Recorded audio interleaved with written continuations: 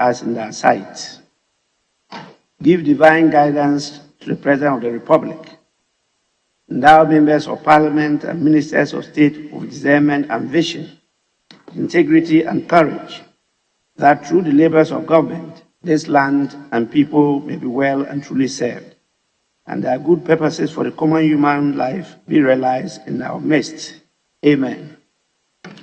O God, grant us a vision of our country, fair as it might be, a country of righteousness, where none shall wrong his neighbor, a country of plenty, where evil and poverty shall be done away with, a country of brotherhood, where all success shall be founded on service and honor shall be given to the deserving, a country of peace, where government shall rest on the will of the people and the love for the common good.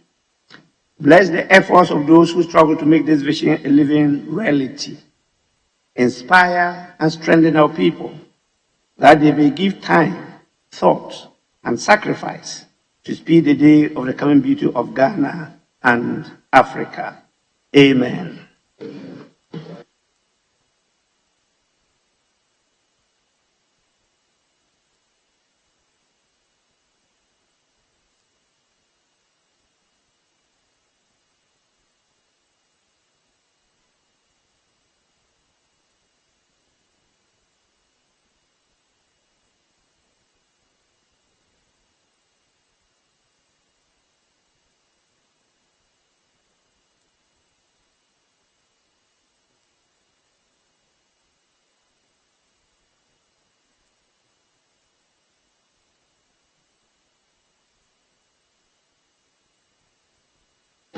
Honorable members,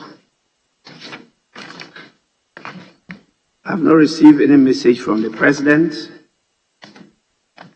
and I don't have any formal communication to deliver today. So we'll move to item 4, correction of votes and proceedings and official reports.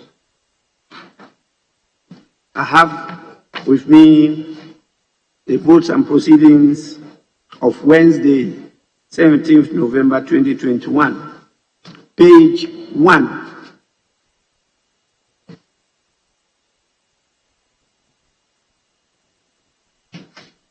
Page 2. Page 3.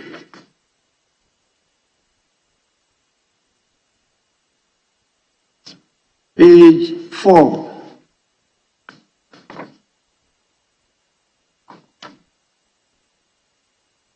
Page 5.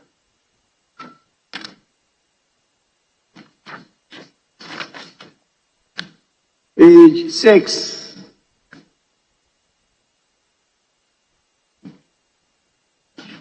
Page 7.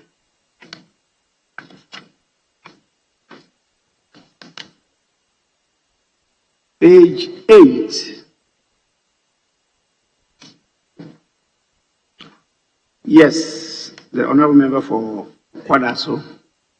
Honourable Speaker, yesterday, after expressing gratitude to, or before expressing gratitude to His Royal Majesty Otunbose II, you commended leadership for exhibiting profound leadership during your discussion with them. And I thought that that was a profound statement.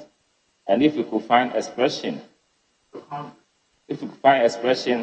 in the votes and proceedings. Well, you have a point there. I think that a table office can take note and reflect that. Page 9.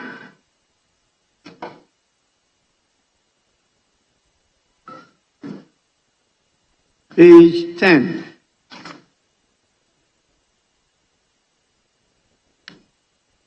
Page 11.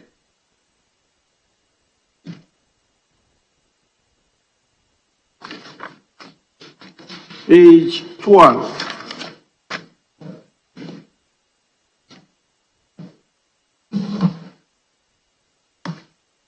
Yes. I must go to right honourable speaker. Right honourable speaker, please. Item number 1II at page 12. The amount in figure does not tally with what has been presented in words. So it's not clear if it's 150 million euros and 87 cents or just 150 million euros. So it's the 87 cents is missing. So if they can cross-check and reconcile the two amounts. Thank you, Mr. Speaker. Do we have any authority from the Ministry of Roads and Transport, which is the correct figure, so that we just easily take note of it? Committee or Minister or Deputy Minister, Roads, Transport, none? Okay, table office, kindly cross-check and let's get the right amount. Is it 150 million euros or is 150 million euros and 87 cents? Yes, Majority Leader. Mr. Speaker, the earlier figure that was quoted was 115 million euros. Now, the communication from Cabinet to the Ministry had the figure 150 million. 150 million. So we withdrew the original paper and then substituted with this new one that had 150 million euro. So I think that is what it is. So the figure is actually just 150 million euro. Simplicity. Yes, you got a document that was submitted to the table office captures the figure appropriately. Let them look at that. Yes, table office, just check on that and let the proper figure reflect. Page 13.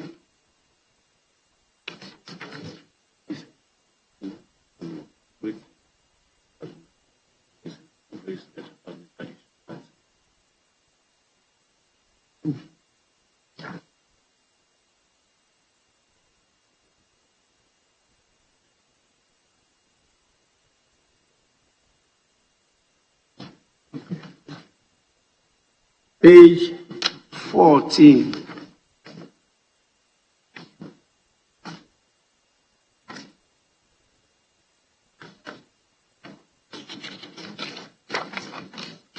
Honourable members,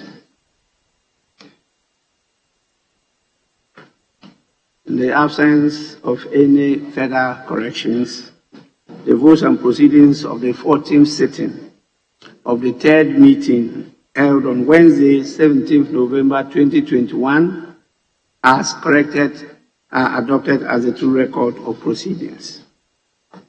I have a copy of the official report of Thursday, 28th October 2021. Any corrections?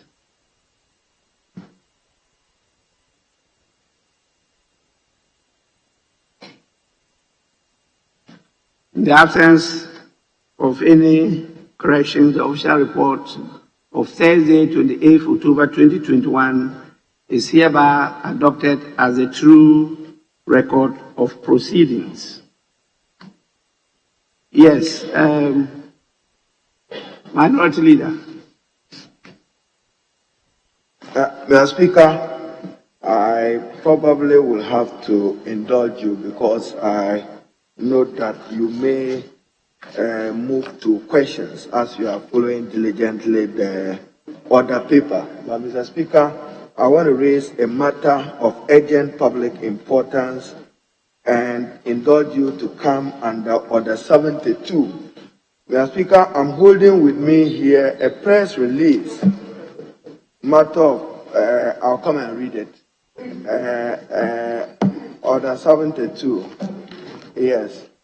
By the indulgence of the House and leave of Mr. Speaker, a member may, at the time appointed for statements under Order 53, Order of Business, explain a matter of personal nature or make a statement on a matter of urgent public importance. Mr. Speaker, the rest, the answer will capture. Mr. Speaker, yes, I'm raising a matter of urgent public importance. Urgent public importance. Mr. Speaker, I have with me here a press release with the heading Cessation of Road and Bridge Toll Collection Nationwide. And Mr. Speaker, is signed by the Honorable Minister for Roads and Highways, the Honorable Kwesi Amoakwata, Member of Parliament. And Mr. Speaker, it reads, following the presentation of the 2022 budget by the Honorable Minister of Finance on behalf of His Excellency the President of the Republic, it continues on Wednesday, November 17, 2021. And Mr. Speaker, this is for the purpose of my public statement. The Ministry of Roads and Highways hereby directs the cessation of the collection of road and bridge tolls at all locations nationwide. This directive takes effect from 12 a.m. on Thursday, November 18, 2021. Mr. Speaker, it further reads, the Motor Traffic and Transport Department of the Ghana Police Service will be on hand to provide security at the toll location from the effective date. Mr. Speaker, effective date being 18th Thursday, today, 2021. Mr. Speaker, the Honorable Minister for Roads must be told that this action and conduct of his is in excess of his powers as minister and an attempt to dilute the mandate and authority of this august House, Mr. Speaker. Mr. Speaker, the budget policy and economic statement as presented by the Honorable Minister of Finance itself, even the policy principles and policy have not been approved by this august House. Let alone the important aspects of the law and legislation of fees and charges, which prescribes what must be paid. Mr. Speaker, we are a country governed by law. The minister can be in a hurry to listen to the dictates of the president as he admonished him to be in a hurry. But he cannot be in a hurry with the law. And he cannot be in a hurry with this parliament. Mr. Speaker, therefore, I'm raising this matter that the Minister for Roads, one, does not and is not clothed with the mandate and authority to revise toll fees and charges. Therefore, this statement, Mr. Speaker, with your guidance, you see, and that is what will invite chaos and lawlessness in our country.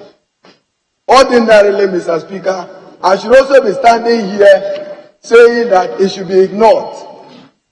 His directive must be ignored by Ghanaians because it has no legal basis, no mandate, no authority. He cannot be in a hurry to suspend the operation of law.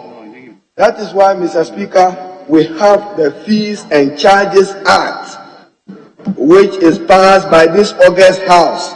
And I'm aware, Mr. Speaker, even for our purposes, Fees and Charges Miscellaneous Provisions Act 2018, Act 983, his conduct and directive is in breach of this. And Mr. Speaker, the Honorable Minister for Roads and Highways should not and must not at any time be seen usurping the mandate and authority of this august House. That is what he is seeking to do. He can be in a hurry. He can be in a hurry. But to say you are suspending road tolls overnight just because a budget statement has been read, I've seen some discomfort. Then start taking your Momo charges midnight yesterday. Start taking your Momo charges. If you think what I'm raising is not important, start taking your Momo charges midnight yesterday. So, Mr. Speaker, this is matter of grave concern because we must be governed by law. We know that government have hinted to this August House to grant him a mandate to make this work. But it must work in accordance with due process and the law. I so submit, Mr. Speaker. Thank you.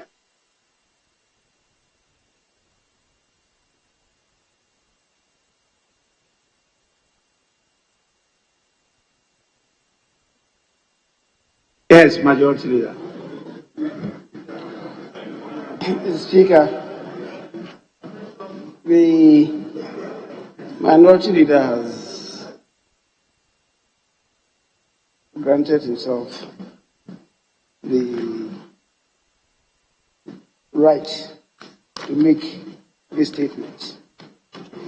First of all, Mr. Speaker, we quote he himself. He says he was coming under Order 72. Mr. Speaker, Order 72 provides, by the indulgence of the House has not indulged him. The House has not indulged him. Mr. Speaker, he did not even seek the indulgence of the House. So, Mr. Speaker, what he did was totally wrong. He is talking about respecting the law, and he's not even respecting the law. He's not coming to seek the indulgence of the House. He just came out and then made a statement, predicated on his own assumption that the House has indulged him. The House did not make any such application. So, Mr. Speaker, he must unwind and do what is needful. Seek the indulgence of the House to do what you intend to do. And Mr. Speaker,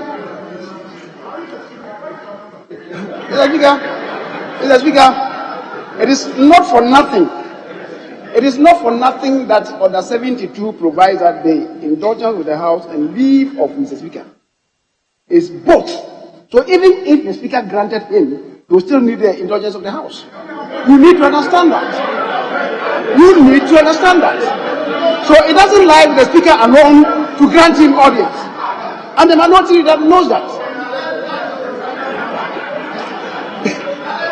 The Minority Leader knows that. He can't take the indulgence of the House for granted. So, Mr. Speaker, he must come properly.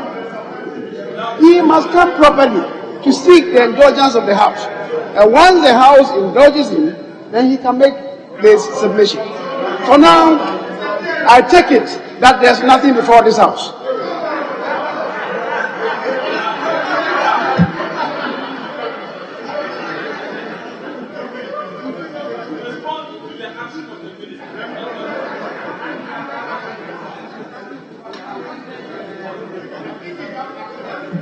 Yes, Honourable Member.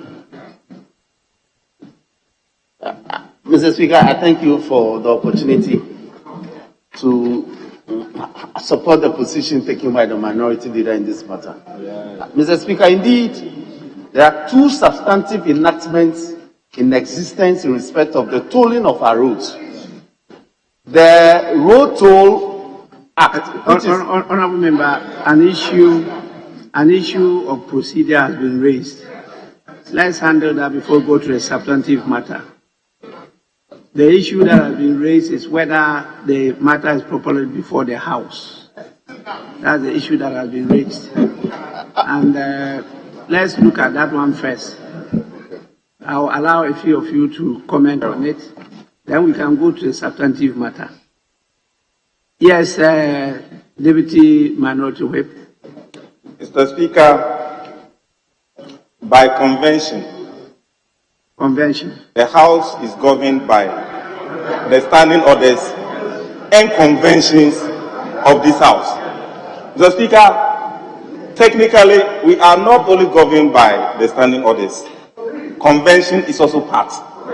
Mr. Speaker, at conclave, I remember, or I can recall, that the Honourable Minority Leader of this House drew your attention and that of the Leader of the House that this is a matter of public concern.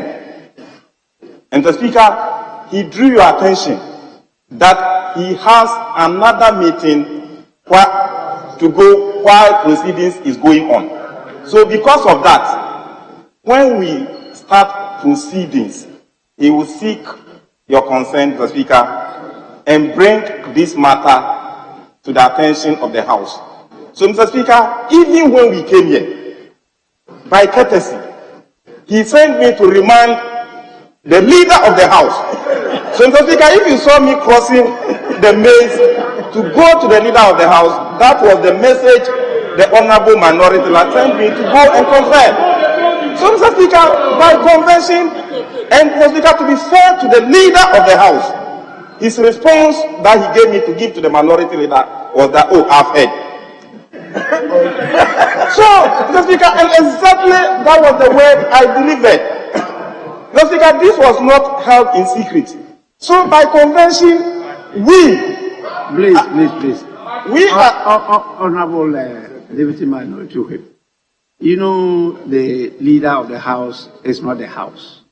The leader of the House is not the House. So when you have your usual channels of communication in order to get compromises or consensus on issues, you cannot take the House for granted and say that by you agreeing on an issue, the House has automatically also agreed or accepted the issue. So, and he did not even raise the issue of he said the House. He didn't say that he wasn't consulted. I personally was available when the minority leader raised the issue that he will be making the statement. But the order that he quoted says by the indulgence of the House. So what he's simply saying was make that application first. Now, his objection shows that the House have not indulged you. Because when the House indulges you, nobody raises an objection. No issue is raised. And so what he simply wants to be done, because he hasn't objected to the main issue that has been raised, is just ask for the indulgence and let's go on. We scarcely have time to be doing this side ups. You don't be doing side ups for a long time. Let's move on. Majority leader, don't respond. Let minority just move on. The Speaker is not really to respond, but the intervention of the Deputy Whip seeks to portray that maybe I was not being candid. I've handled that for you. Yes, so, Mr. Speaker, as leader of the House, yes, indulge that one, yes, and later on you can have your private discussions on it. With respect, this is a matter of record. It's a matter of record. He came to me, the words that he attributed to me, really, I said so, that I've heard. The Speaker, the application was that he was coming under Order 72 to clothe himself with the imperatives of Order 72. So I said, I've heard. How does that dilute the construct of Order 72?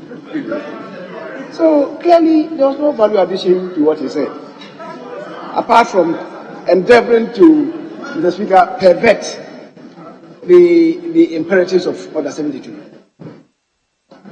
The Speaker, we can go ahead. Majority leader, I thought that you let this matter go. You know, minority leader, let's just hear you and let's move on. It's an issue that is raising the authority that we exercise here. And therefore, it's a matter dealing with the whole House as a House. And so let's look at it properly and give the correct directives to the minister and the executive. At least this House cannot be taken for granted. Yes, please. Speaker, I was a student of equity. You were a student of what? Equity. Equity. Yes, equity. Which school was that? And one of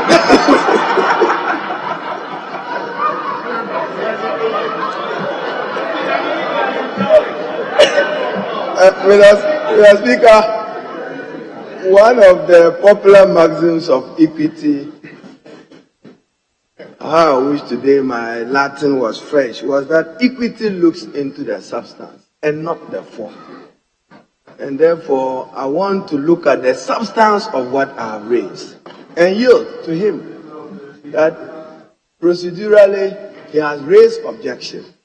But to save you notice that from today, whenever we need to seek leave of the House, I will insist on it as practice. Not to self notice. There are times that you say, this minister is not here, I want to leave on his behalf. You need to seek leave of the House. But because of their respect, we have always permitted that. I'm serving you notice that from today, many of the issues that require leave of the House, as leader of government business, you will have to premise it with the same requirement. So, Mr. Speaker, I yield. He's right. Let equity look into the substance. So, open it for me. So, Mr. Speaker, open your WhatsApp press statement for me. So, Mr. Speaker, I'm indulging the House. Maybe you put the question, then I can come properly. No difficulty at all. I'm seeking leave of the House. My minority leader is asking for the indulgence of the House and the leave of the Speaker. Now, we have to take first the indulgence of the House. Will the House indulge him?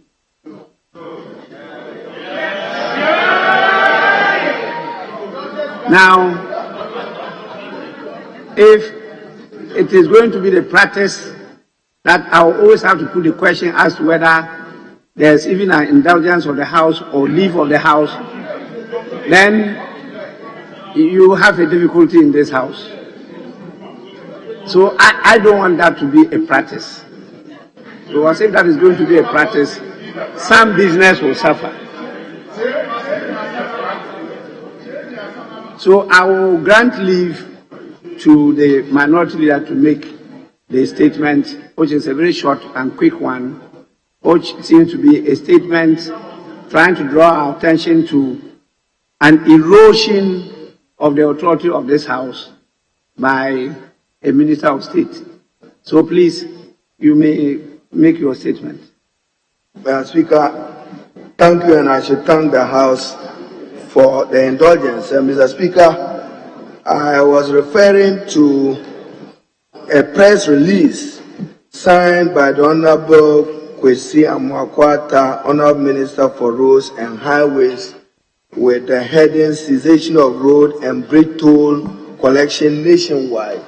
And Mr. Speaker, I quote that following the presentation of the 2022 budget by the Honorable Minister for Finance on behalf of His Excellency, the President of the Republic on Wednesday, November 17, 2021, the Minister of Roads and Highways hereby directs the cessation of the collection of road and bridge tolls at all locations nationwide. This directive takes effect from 12 a.m. on Thursday, November 18, 2021. And Mr. Speaker, I'm saying that fees and charges miscellaneous provisions Act 2018 Act 983. We also have the Road Toll Act 1973 NRCD 153 as was amended Road Toll Amendment Act 1999 Act 570. And Mr. Speaker, I am submitting strongly that this House must take a serious view of the conduct and directive of the Minister for Roads, as is an attempt to usurp the powers and mandate of this august House. And Mr. Speaker, to suggest as if this country is not governed by law, it cannot. Whilst he has every right to be in a hurry, to listen to the President's directives, to be in a hurry, he cannot be in a hurry to usurp the mandate of this House and be in a hurry to revise a legislation that this august House have not so approved.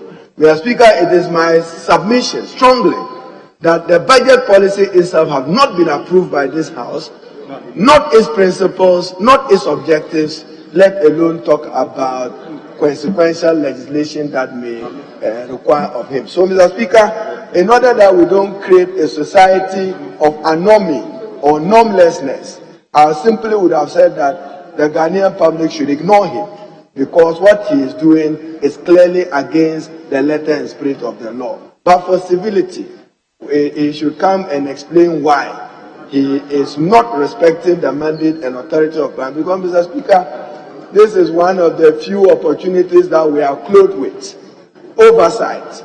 And he is a member of the executive, even though a member of this August House. Mr. Speaker, he is not respecting existing legislation on this particular matter. If we allow that to continue, Mr. Speaker, we will tomorrow have a state of lawlessness in the country where any minister can issue side directives, with directives must have the prior approval of the House of Parliament as a people's representative. I so submit. I thank you, Mr. Speaker.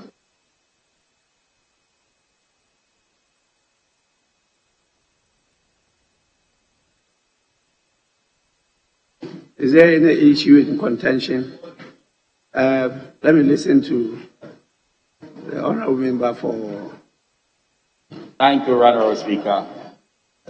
There's a world of difference between disrespecting the law or a misreading of the law. And I think we should have that distinction, because even in the Supreme Court, with the greatest of the Honorable Speaker, sometimes there's a misreading of the law, which does not amount to the fact that the laws are disrespecting the law. So at such a time that we make that distinction, we cannot attribute to the Honorable Minister for Roads and Highways that he's disrespecting the law. But I am of the humble view that a few people will pay regard to the NLC, the decree that he quoted and the amendments. So probably, with the greatest of respect, this could be an administrative error, which will not be. Yes, it happens, yes. More so when matters of law are referable to the Attorney General. Yes, when matters of law are referable to the Attorney General. So you can be a minister that didn't pay regard to the law, but I will submit forcefully, and that will not mean that he's trying to disrespect this House and that no amendment has been properly brought to change the terms of the Rules to Act and the rest of it. Honorable Speaker, and to such a time that he gives an explanation as to why this matter is, it will be too early in the day to impute to him that probably is even in contempt of the law and is showing disrespect. So, Honorable Speaker, this is my humble view. It's a fine distinction, and the maker of the statement, minority leader, who is a lawyer, should know the difference and then give his colleague, who is the benefit of the doubt. Because I will submit that you might even apprehend the law, but that will not amount to you disrespecting the law. It depends on the state of mind and the kind of administrative processes that were carried out. This is my humble submission, Honorable Speaker.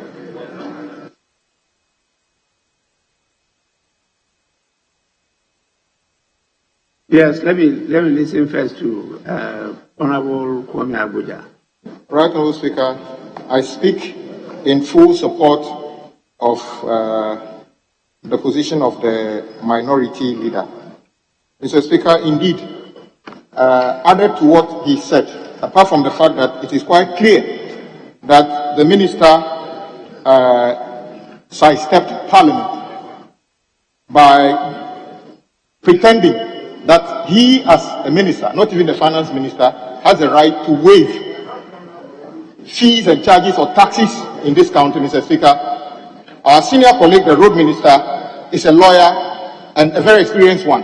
Mr. Speaker, I submit that this action is not a mere action. Mr. Speaker, to make it quite curious, Mr. Speaker, on Tuesday, your Committee on Road and Transport met and invited the Ministry of Road and Transport to work on a referral you made to us, which is to build a road between Manfi all the way to Koforidua. At that meeting, I asked the ministry, the representatives, where is the minister? The response they gave me was the minister is on an official trip with the president.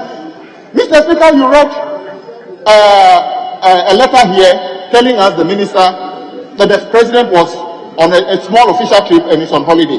Mr. Speaker, the question is this. The letter was written yesterday, 17th, and signed.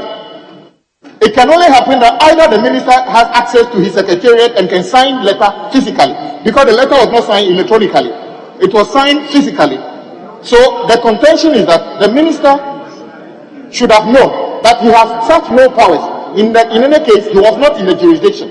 So, Mr. Speaker, we want you to direct that the minister has no such powers to waive the payment of fees, charges, and taxes in this country, except Parliament. So, Mr. Speaker, my simple plea to you is to direct that the minister rescind his decision until that time that Parliament takes that decision. If he so wish and present that information to Parliament appropriately, we shall sit on it. So, Mr. Speaker, for the minister to rescind his decision. Thank you, Mr. Speaker, for the opportunity. I don't think we have to belabor the point. I may take one person. In the circumstances, I don't know whether you want me to take the front bench or the lawyer behind. Yes, okay. Mr. Speaker, I rise to make few comments on the statement that was made by the Honorable Minority Leader. Mr. Speaker, this is the House of Parliament. Mr. Speaker, it is not for nothing that in 2016 we passed in this House the Public Financial Management Act. Mr. Speaker, in passing, Mr. Speaker, the Fees and Charges Act, the Finance Committee did not just go ahead to pass the Fees and Charges Act. Mr. Speaker, in passing bills in this House, Mr. Speaker, we passed a law that the fiscal impact analysis impact must be accompanying every bill that we pass here. Mr. Speaker, we passed the fees and charges with some quantum of money in the mind. We were briefed about how much the state was going to get from the road tolls from January to December. But because we did all this analysis before passing the road toll levy. So if halfway, the Speaker, we sit down for somebody to just write that he has suspended it. Mr. Speaker, even the Appropriation Act that was passed in this House, and it is worrying that this is coming on the day that the budget was read or presented in this House, where Minister came and was lamenting on fiscal space. Mr. Speaker, that dislocation, how is it going to be catered for? And Mr. Speaker, what happens if in the end, the alternative tax that he's bringing is not approved? Then who is going to cater for the gap that was created? It is for this very good reason that the Honorable Minority Leader is bringing this to the attention of the House. Mr. Speaker, we are governing a nation together. Mr. Speaker, we are working together. And Mr. Speaker, to conclude, it is not the duty of the road minister to be writing statements suspending road tolls. We need him to be filling our potholes. With this few comments, Mr. Speaker, I think this House must not take this one lightly. Thank you, Mr. Speaker, for the opportunity.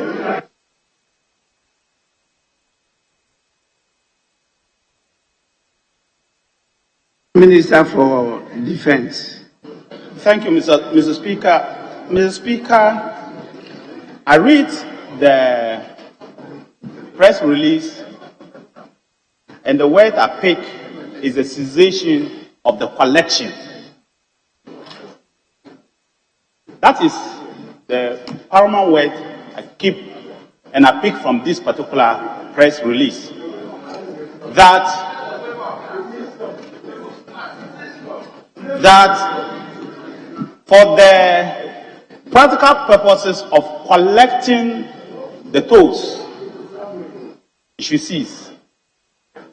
The minister has not said he has the power to suspend the levy.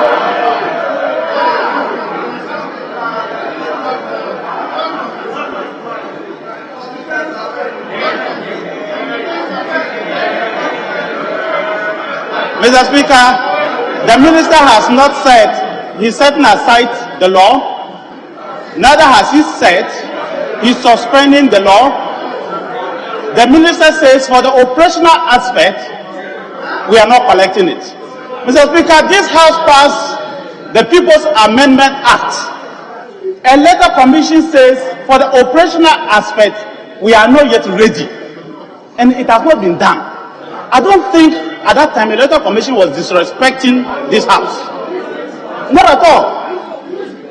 And so I want to plead, Mr. Speaker, with you that sometimes for the practical purposes of operations, it is better that we do not in this House take away that law but suspend it.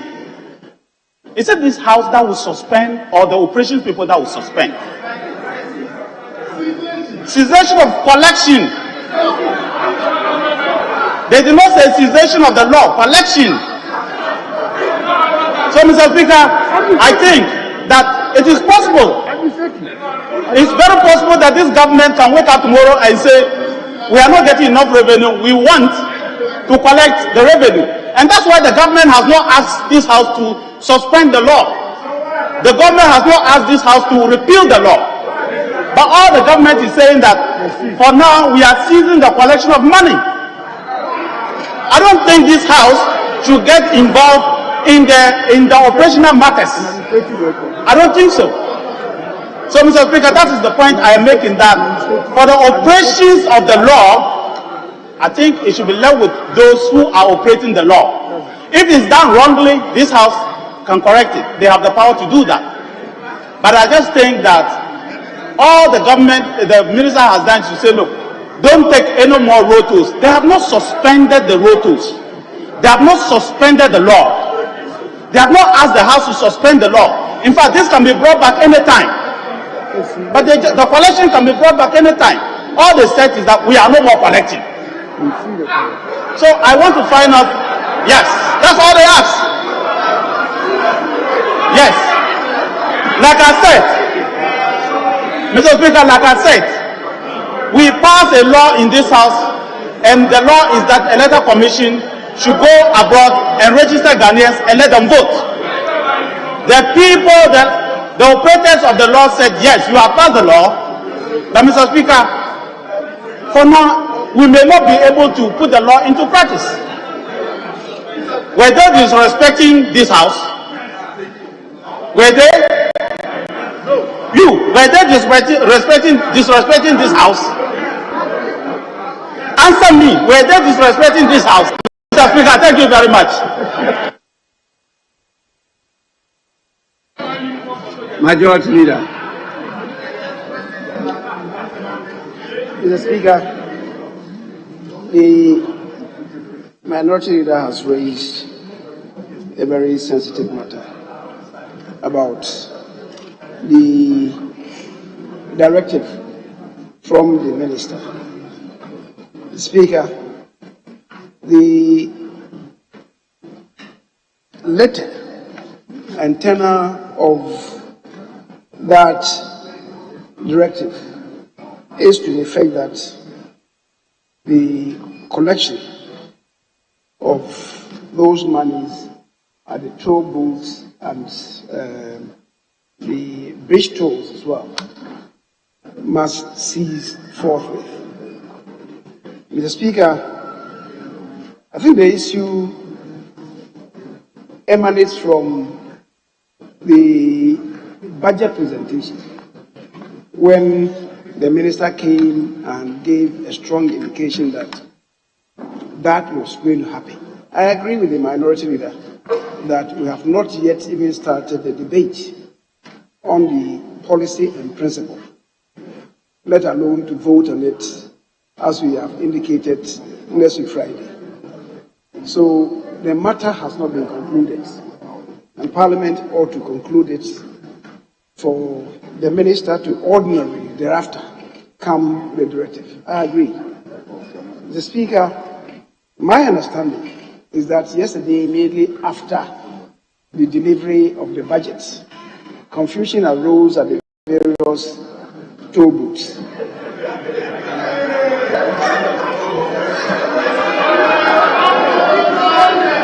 With the exchange of fisticuffs at the various toll booths. Mr. Speaker, and to avoid further escalation of the confusion and chaos at the toll booths, the minister, in order to save the situation,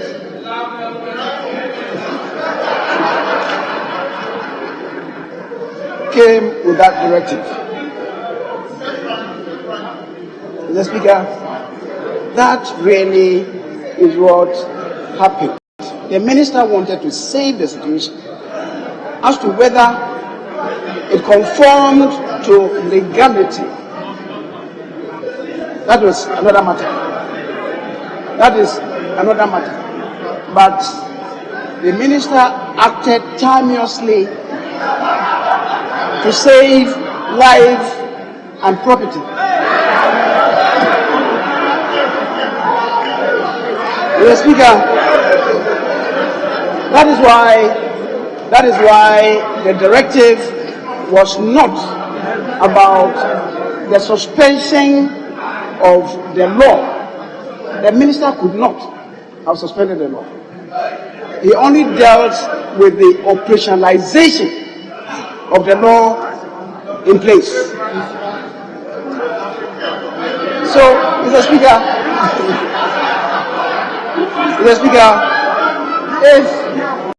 if the House has questions to ask, perhaps we may want to invite the minister. We may want to invite the minister to provide us with further and better particulars about the directive that he issued. Other than that, Mr. Speaker, I want to inform that my information is that we had humongous chaos at the various toll booths, and the minister acted timeously and proactively to save the situation, to protect life and property. Mr. Speaker, I thank you. And as I'm saying, if the House requires additional information, we could invite the minister to come and give us and fill us in. Mr. Speaker, thank you very much.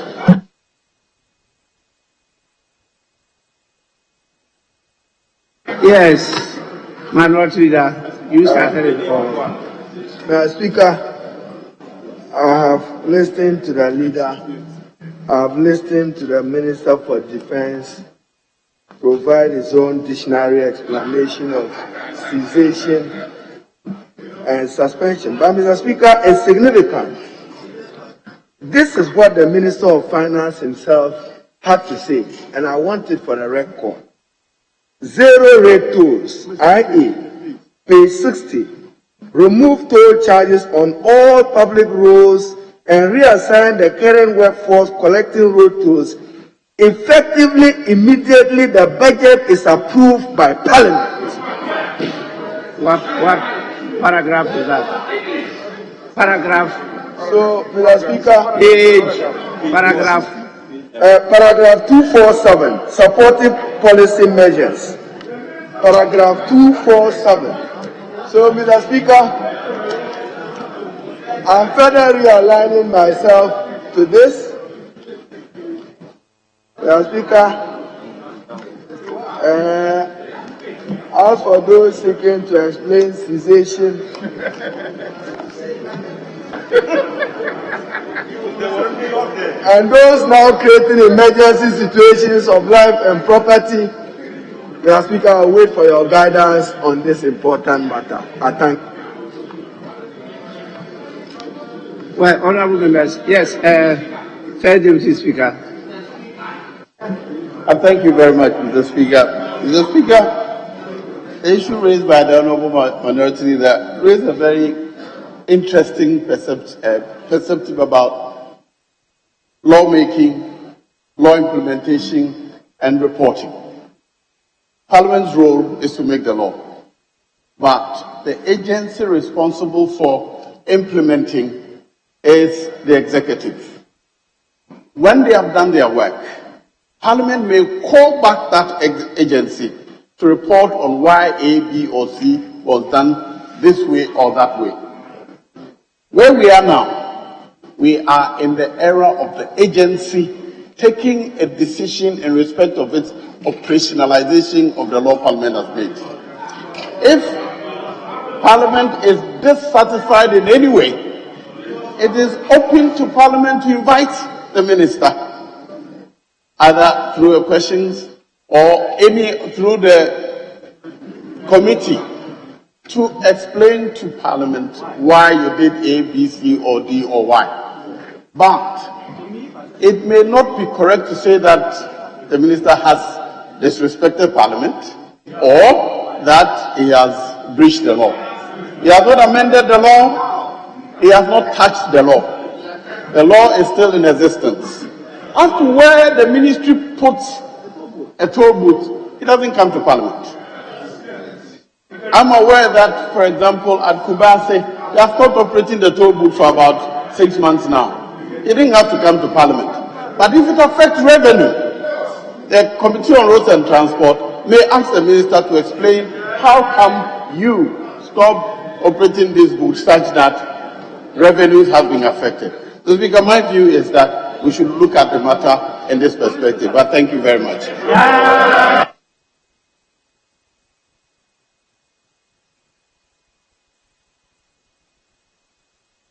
Honorable members, just a few issues have been raised by this statement. Nobody is doubting that the minister has issued a statement, and that statement is meant to cease the collection of tolls from last night. That is 17th.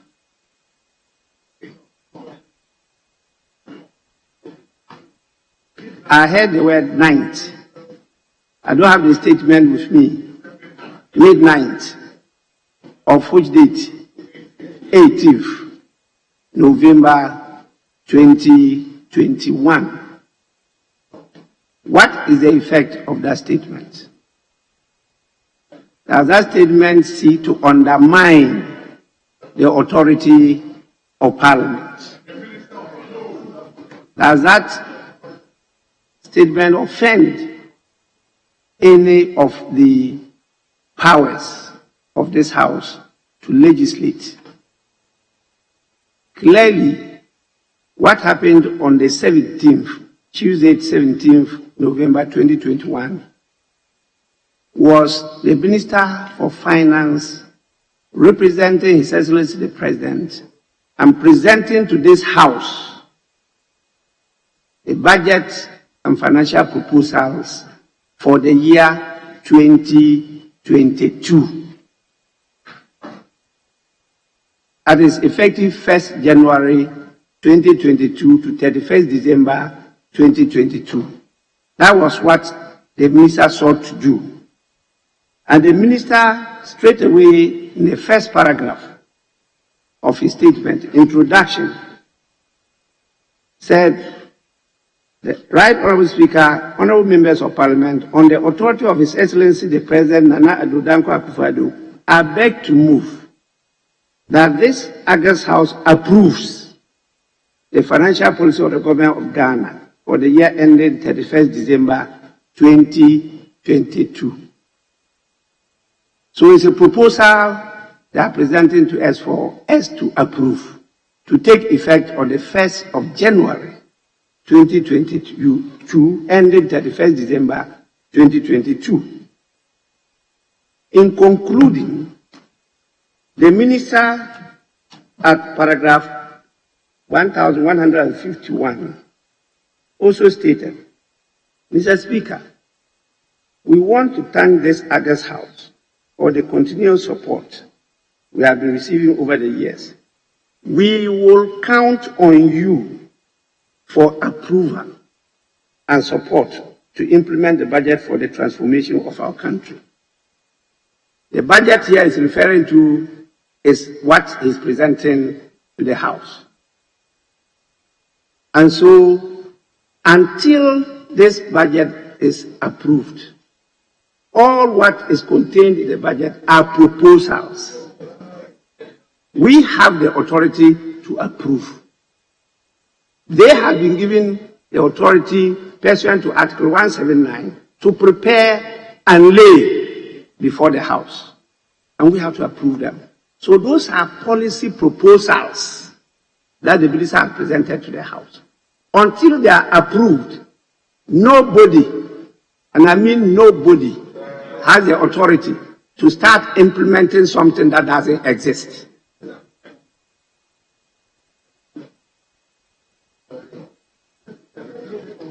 But does that amount to a disrespect of the House? That is where I may differ. The minister, because this is not a court of law, might have misunderstood or misapplied the law. And so it's for us to draw his attention and tell him that you have no such authority. In spite of all the legal and linguistic gymnastics that have been displayed, it is very clear that what the minister sought to do, he has no such authority to do that. It's not a matter of operationalization of the law. There is no such law for him to operationalize. There is no such law. The law we have now has imposed the fees that they have been collecting. So it's being implemented. It's not like it's something you are going to now start. Can we pass a law which is being implemented, and the implementing authority like the executive, they are having challenges with the law? They will not come back to the House. They can, on their own authority, decide not to implement the law. Is that what the law says? I think no. If they have any problem with the implementation of the law, then they have to come back to this House. Because we don't just sit down and pass the laws. We consult the people who elected us to represent them here. That is why committees invite memoranda and invite people to appear before the committee. So we just don't, on our own understanding of the situation, proceed to take decisions or pass laws. We consult the people who have delegated the authority to us. And so the executive cannot just on their own suspend the implementation of a law without coming back to the House. That is not democracy. That will be one-man rule. And so I want to clearly direct that what the minister has released is complete brutum fulmin. It means it's an empty boast. It has no effect. If it is true, you all know that on financial issues, when there is a need for it to be an emergency, a legislation is brought, immediately the budget is presented, and we are asked to pass it. through the process of what? Certificate of agency. And we have passed these laws right up from 1993 until this year. And so if there was that deed, that would have been identified and the proposed legislation would have been presented to the House. The House would have started on the 17th and passed the law. That we have done before. We cannot differ from that. So I think that is proper for us to direct the minister, a member of this House, in fact, a senior member of this House. He's not just a junior member, he's a senior member of this House, who is used to all this. And I think that he might have reacted wrongly.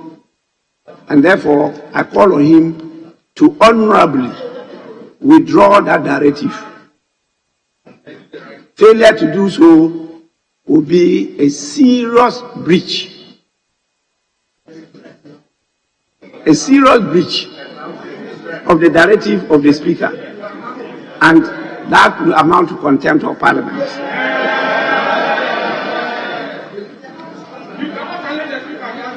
I said directive of Speaker.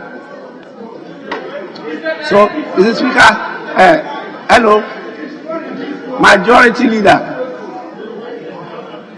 please,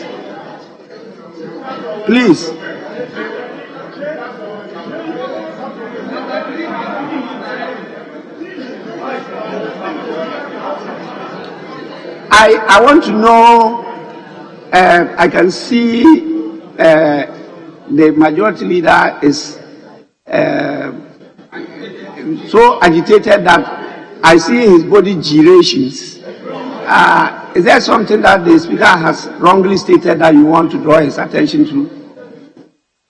This democracy, I'll give you the right of speech. Yes. Mr. Speaker, I'm not agitated. I was following your own statement, and I thought that on this occasion, the Speaker, with the greatest respect, cannot issue directive on his own to the minister. You cannot. It should be a decision of the House, that the House takes exception to this. And that, because this is not a ruling. Please, a directive, can you please listen? A directive is not a ruling. A directive, as the Speaker is saying, is not a ruling. So I'm just saying that if it's a decision of the House that we want to convey to the minister, it should be so stated. But when the Speaker says that it is my directive, Mr. Speaker, I thought, with the greatest respect, there's something wrong with it. But I'm not challenging what you are saying. If you still want it in that form, so be it. If you still want it in the form of a directive from your chair, so be it. I thought that to carry the House together, because an issue that the leader raised, and as we have related to, we believe that, yes, there is some ambiguity in what the minister has done. And that sense from the House should be taken to him. But to say that I, the Speaker, am directing that so and so, that's the difficulty that I have. The Speaker, that is the point. Well, Majority Leader, your difficulty truly has no basis.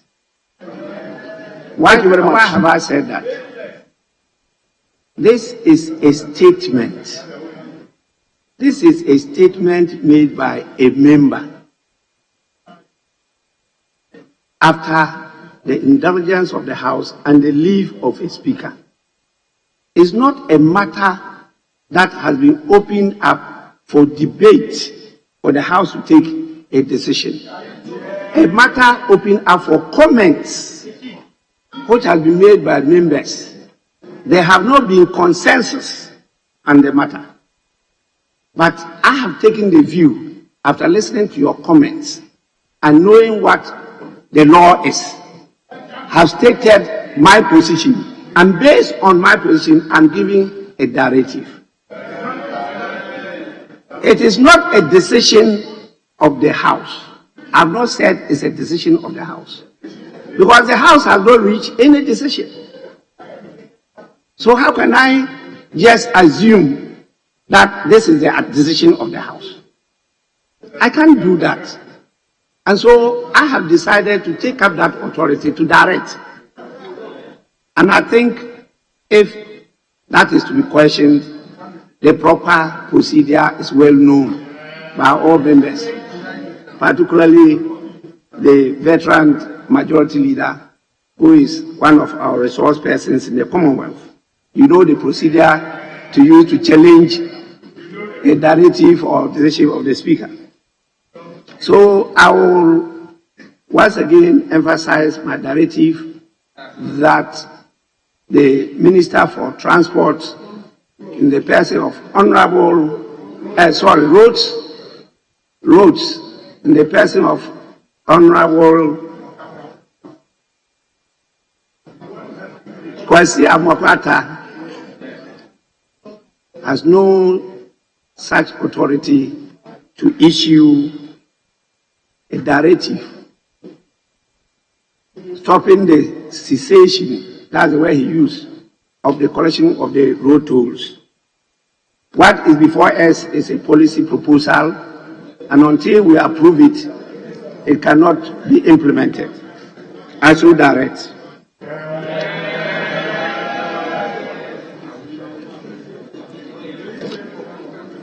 Honourable members, item 5.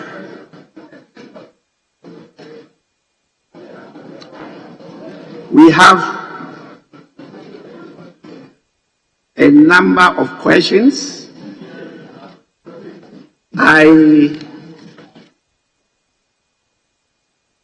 have the understanding of leadership that will take the questions and also supplementary questions from the member who has actually tabled the question.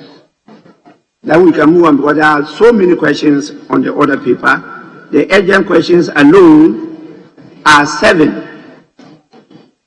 The normal questions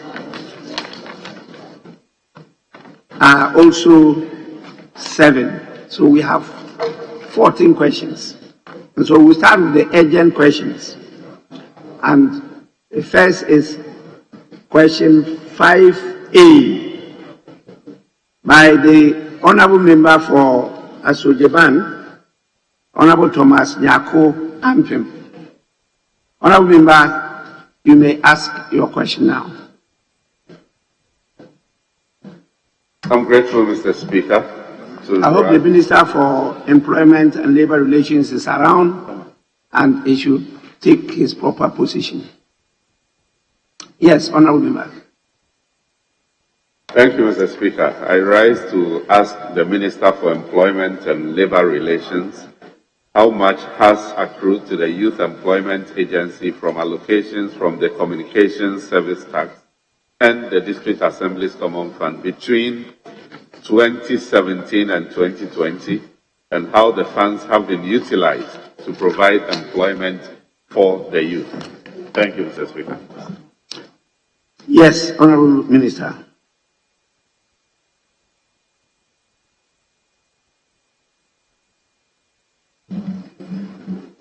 Thank you, Mr. Speaker. Mr. Speaker, the Youth Employment Program, as established by the Youth Employment Agency Act 2015, Act 887, is an intervention program aimed at providing Ghanaian youth with employment opportunities. The primary objective of the agency is to develop, coordinate, supervise, and facilitate the creation of jobs for the youth. Mr. Speaker, the main sources of revenue to the YEA is supposed to be 10% of the District Assembly's Common Fund, as approved by Parliament, 5% of Ghana Education Trust Fund, and 80% of the Communication Service Tax. Mr. Speaker, between 2017 and 2020, total allocations from the Communication Service Tax and the District Assembly's Common Fund that accrued to the YEA amounted to 1,426,414,085 cedis 97 pesos. The total allocations from the CST from 2017 to 2020 amounted to 745,445,664 cedis 18 pesos, while total allocations from the DACF from the same period also amounted to 676,968,421 cedis 79 pesos. Mr. Speaker, these allocations adequate have been utilized to provide numerous jobs and employment opportunities for the youth. Between 2017 and 2020, a cumulative of 328,477 Ghanaian youths were engaged in various forms of employment through the programs and models implemented by the YEA. Mr. Speaker, the yearly break are as follows. 2017, 67,115 persons were engaged. 2018, 99,692. 2019, 91,420. And 2020, 70,250. Mr. Speaker, the details of the models that these people were engaged in include the Community Protection Program, Arabic Instructions Model, Youth in Sports Program, Youth in Sanitation Program, Graduate Internship Program, Regional Flagship Programs, School Support Program, YEA Job Center, Youth in Elite Sports, Youth in Afforestation, Entrepreneurship Training, Agricultural Extension Officers, M&E Assistants, and Project Assistants. Mr. Speaker, in concluding, the YEA going forward will implement more models within the dictates of the law to allow more young persons to have jobs to do. Thank you, Mr. Speaker. This supplementary question, Honourable Member, yes. Thank you, Mr. Speaker. Mr. Speaker, in his response, the minister stated that a cumulative figure of over 300,000 jobs have been created over the period. I would want to find out how many of these youth, how many of the 300,000 plus youth who were employed are still employed under the models. Yes, Minister. Mr. Speaker, the models are run for a period of 2 years. So the figures I presented as the respective figures for the years as indicated in the answer are the figures for those particular years. So for 2020, we have 70,250 people who are still on the program. Honourable members, I think there's been an oversight because of the statement. We were all carried away, including the Speaker, and we did not extend the sitting. And so I want to take this opportunity to direct that, taking into consideration the nature of business today, the sitting be held outside the prescribed period. Yes, any further supplementary question?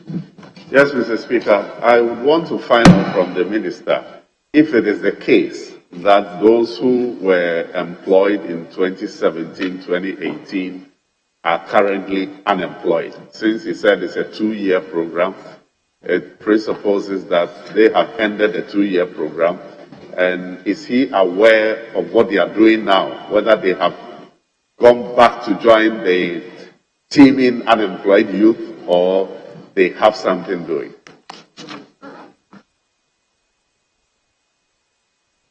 Yes, Minister. Thank you, Mr. Speaker. Mr. Speaker, I'm not in a position to tell whether they are employed or unemployed, because some leave and they are able to be on their own, doing their own businesses and what have you. So this will be a question which will be very difficult for me to tell the situation even as I stand here. Yes, your last supplementary. Yes, Mr. Speaker. The minister gave us various sums of amounts received from the various sources. Can he tell us if that represents the full amount approved in the budget? Or can he give us an indication of what percentage of these amounts, what are the percentage of these amounts in relation to the allocations as approved by Parliament? Yes, Minister.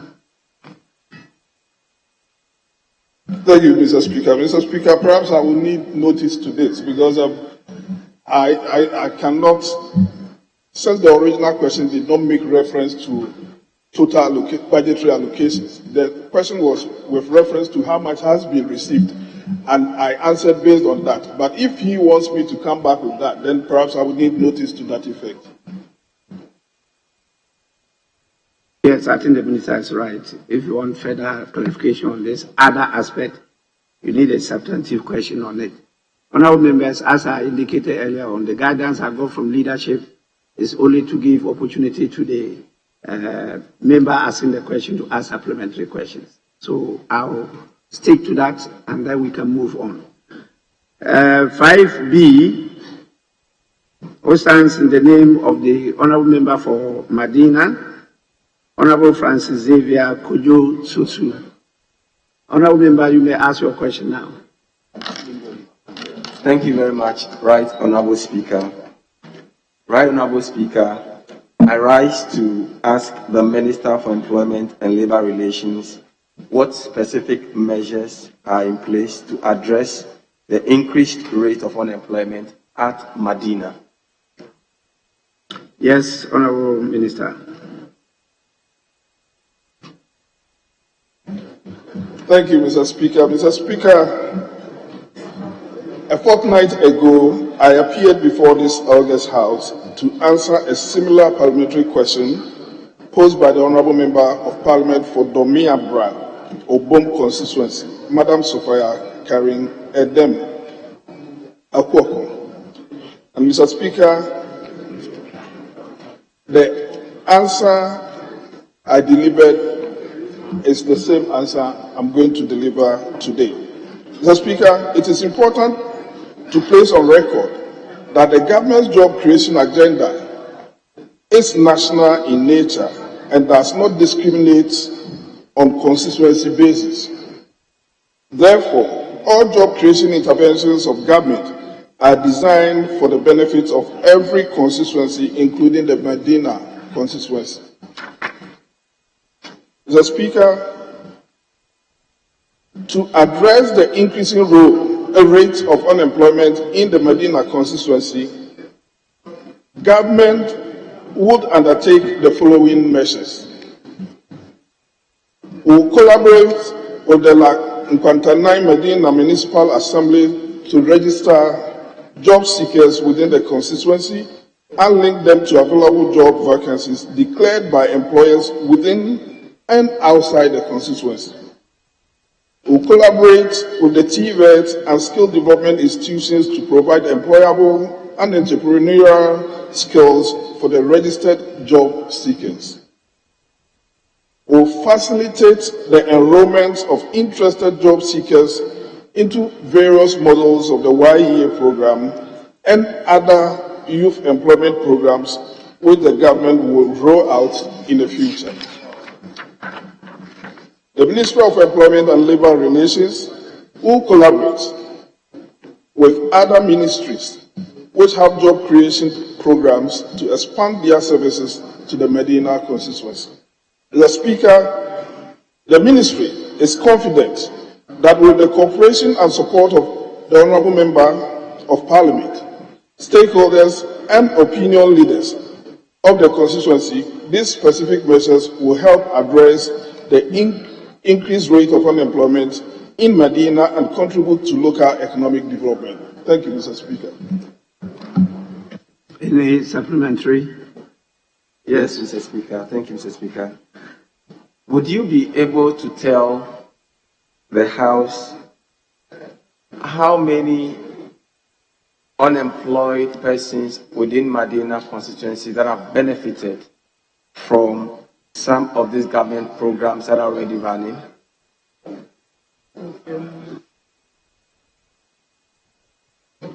Well, Minister. Mr. Speaker, with the greatest respect to my colleague, this is something I will need promptings to before I come and answer that. Well, the question is even so general that I don't know, even if you are asked to ask a substantive question, how you can get an answer. Is you talking about residents of Medina constituency or indigenes of Medina? Because people can hail from or that kind of thing. So it's too general. But I decided to allow you to make an attempt.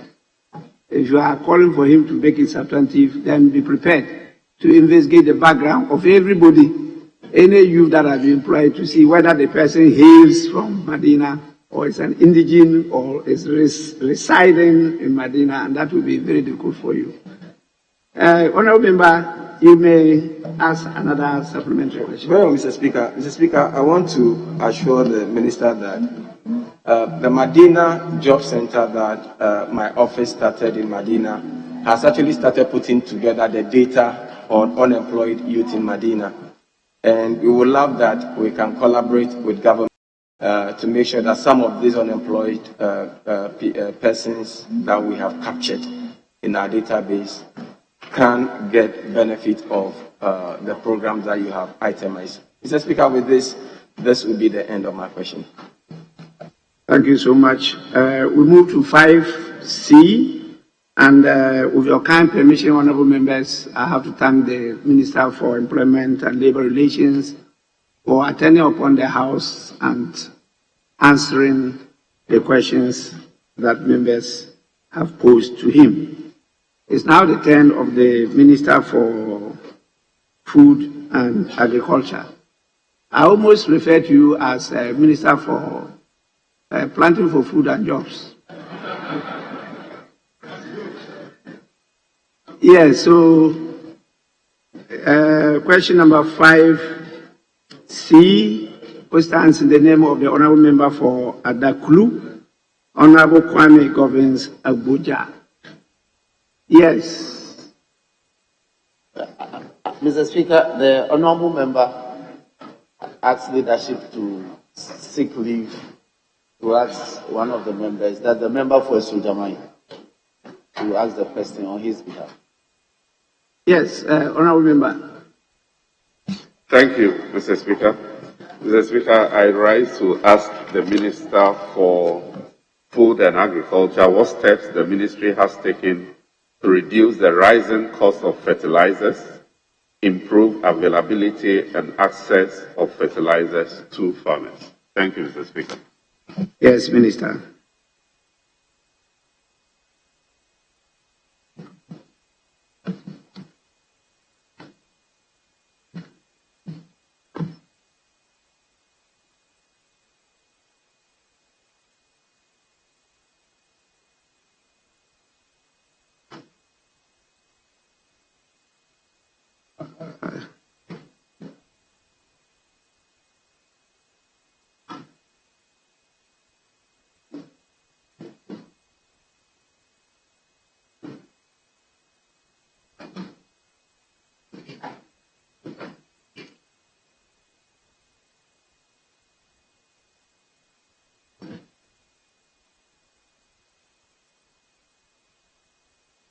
Yes, Minister. I see you are sorting yourself out. Thank you, Mr. Chairman. Mr. Speaker, sorry, I have about 10 questions, so quite a lot of compilations here. Mr. Speaker, with the exception of some few quantities of organic fertilizers that are produced in the country, Ghana imports all its fertilizer requirements. The prices of fertilizer are determined on the international market. Therefore, there's very little the Ministry of Food and Agriculture can do to reduce the cost. However, there is an exemption regime for agro inputs and agri machinery in place, where all agro inputs, including fertilizers, are exempted from payments of import duties and VAT, the VAT. The objective of the exemption is to make those inputs affordable. Mr. Speaker, notwithstanding this, the Ministry is putting measures in place to ensure that enough fertilizers are for 2022 cropping season to enhance accessibility. These measures were attended to in my earlier response. And the earlier response, Mr. Speaker, was to do with another question on fertilizers, where I intend to give very detailed answers with data on the world fertilizer market. Thank you. Yes, Honorable Member, any further supplementary? Mr. Speaker, that's your first supplementary? Yes, sir. Okay. I will be happy if the Minister can tell us specific measures they have put in place to ensure the availability of fertilizers in 2022, as he mentioned.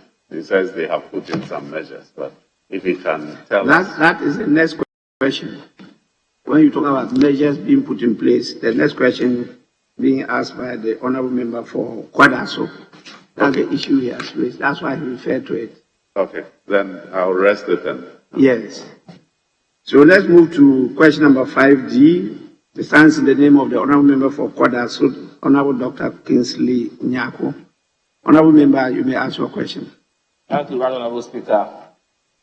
With your permission, I would like to ask the Minister for Food and Agriculture the measures the Ministry has put in place to address the complaints of farmers about the unavailability and high prices of fertilizers, and to ensure the availability of fertilizers in the 2022 crop season. Thank you, Mr. Speaker. Yes, Minister.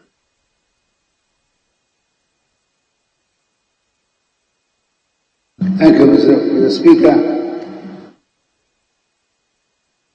There is no denying the fact that the COVID-19 pandemic has adversely affected global economic activity, and this has manifested in price hikes of goods and services, as well as the disruption of supply chains.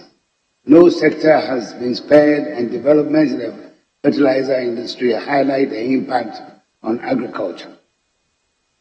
Substantial increases in prices of fertilizer on the international market has contributed to inadequate supply of fertilizers to farmers across the globe, including Ghana.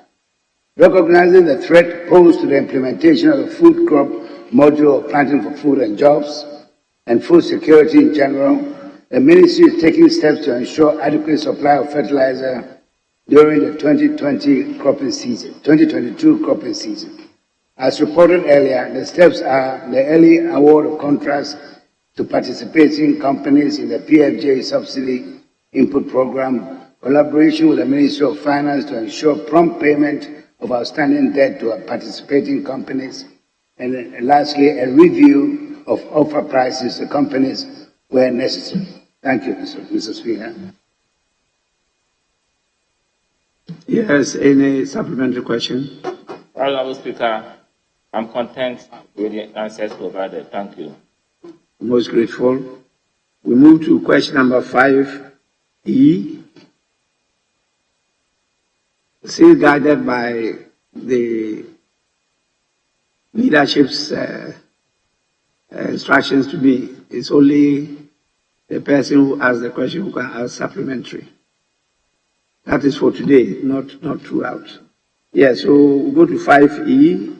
That question stands in the name of the Honorable Member for Doma East, Honorable Paul Apreku Chun Berma. Honorable Member, you may ask the question now. Thank you, Speaker. Right Honorable Speaker, I rise to ask the Honorable Minister, Minister for Food and Agriculture, what the ministry is doing to assist poultry farmers who have been severely affected by the recent outbreak of bird flu, and what measures are being put in place to prevent the recurrence of this adversity. Honorable Minister.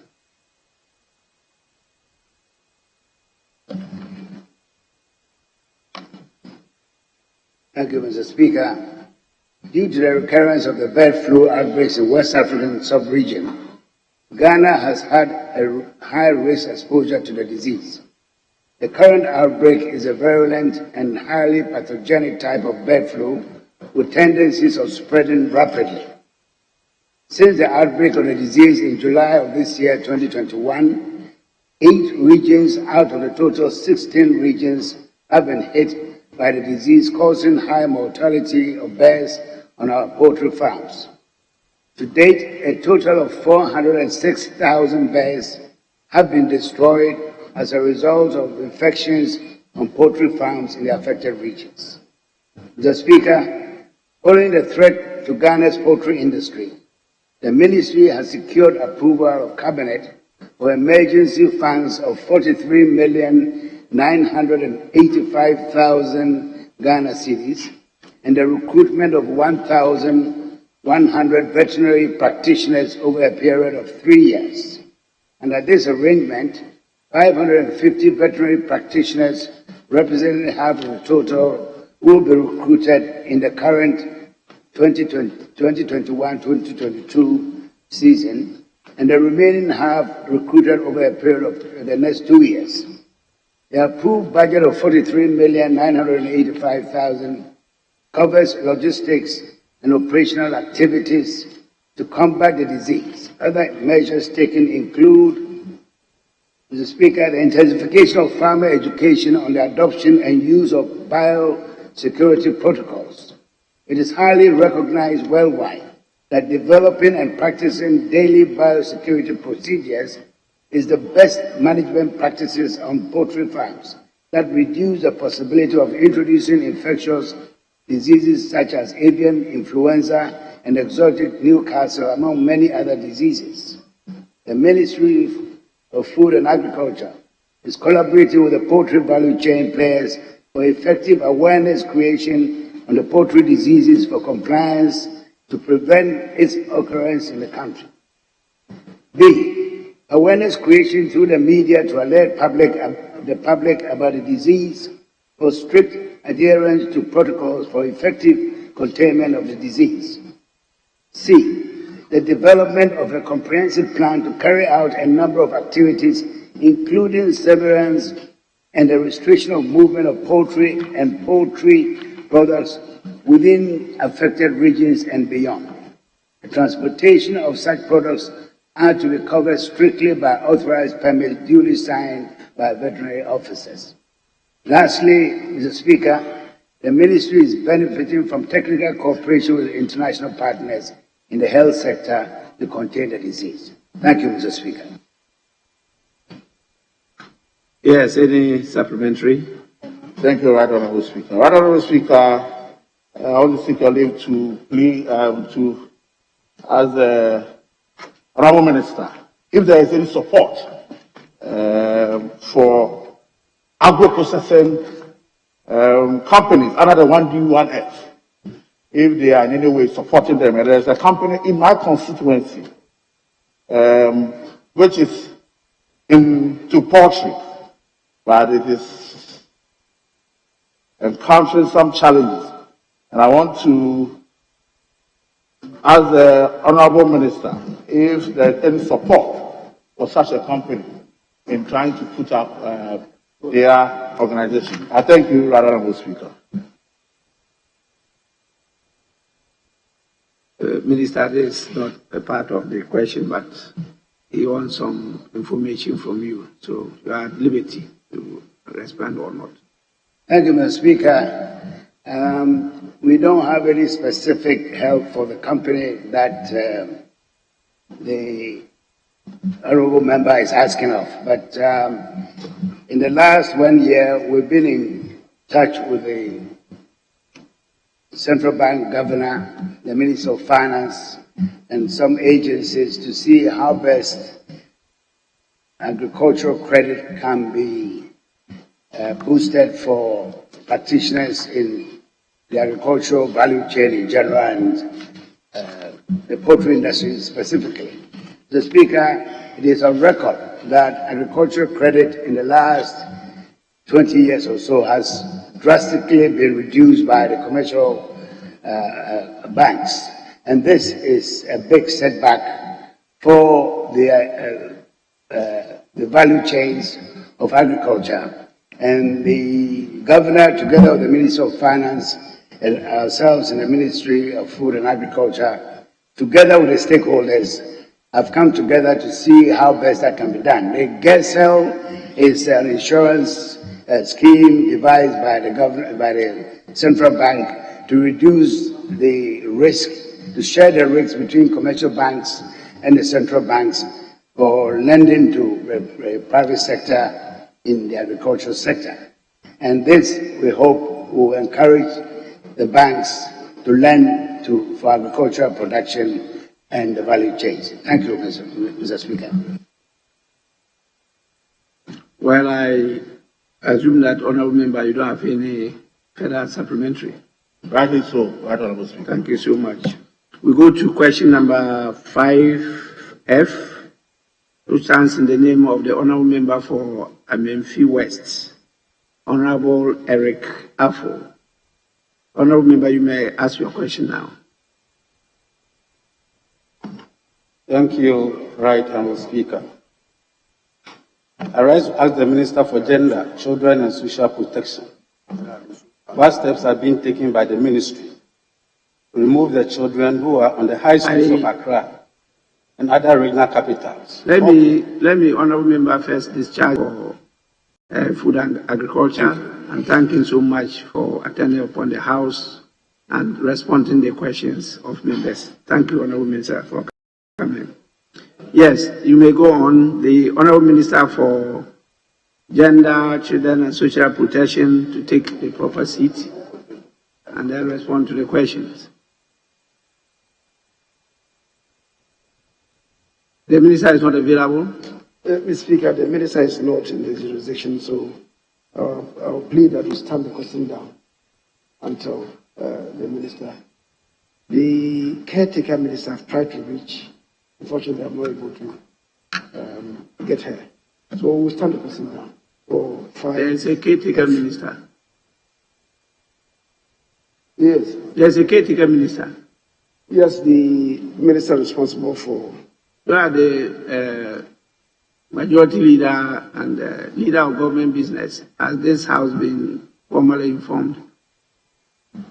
The Speaker, I'm aware that at cabinet level, she holds the fort for her as to whether there's been official communication, because I myself have not been very consistent lately in the House. I'm not aware. But I will look for that. And so that we know if she has to stand in formally for her, he will do that. Your Parliament is part of the process of appointment of ministers. And so when there is a change, it's proper that we be formally informed of that caretaker minister, to use your word. So we get to know. Then we will hold on with that and then move to 5G. I'm told that the minister will be available soon. The caretaker minister will be available to answer your question, Honourable Member. So please hold your guns and let's allow the Honourable Member for Achima, Wameja Saf, Emmanuel Ajay Ashre to ask his question. And this time, the question is directed at the Minister for Defense. And so, Minister for Defense, you have to take your proper place and be ready to answer the question. Command and control.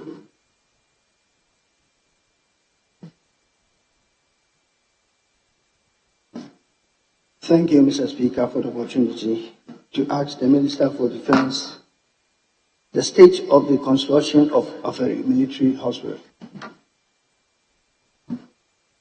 Yes, Minister.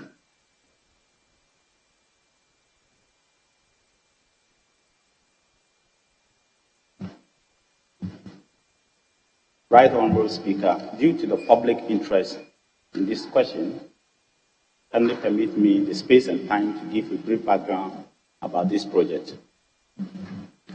Mr. Speaker, a memorandum of understanding was signed between the government of Ghana and Messrs. Eurojet Invest SA on the 22nd of August 2008 for the construction of a 500-bed military hospital with residential housing as a turnkey project. Just a minute, Honorable Member, the First Deputy Speaker to take the chair. You may go on. Mr. Speaker, the commercial contract was approved by Parliament on the 29th of October 2008 with a credit facility agreement approved on the 20th of November 2008. Subsequently, a contract was signed on 25th of November 2008 for the execution of the project to be sited at Sofo Line in Kumasi. Mr. Speaker, the project commenced only in March 2014 after initial delays due to several factors such as changes in the exact location of the project and the delay in the receipt of tax waiver or exemption, which was a precondition in the contract. For example, Mr. Speaker, the approval for waiver on import duties, import VAT, and national health insurance levy, amongst other taxes, was granted on the 23rd of December 2016.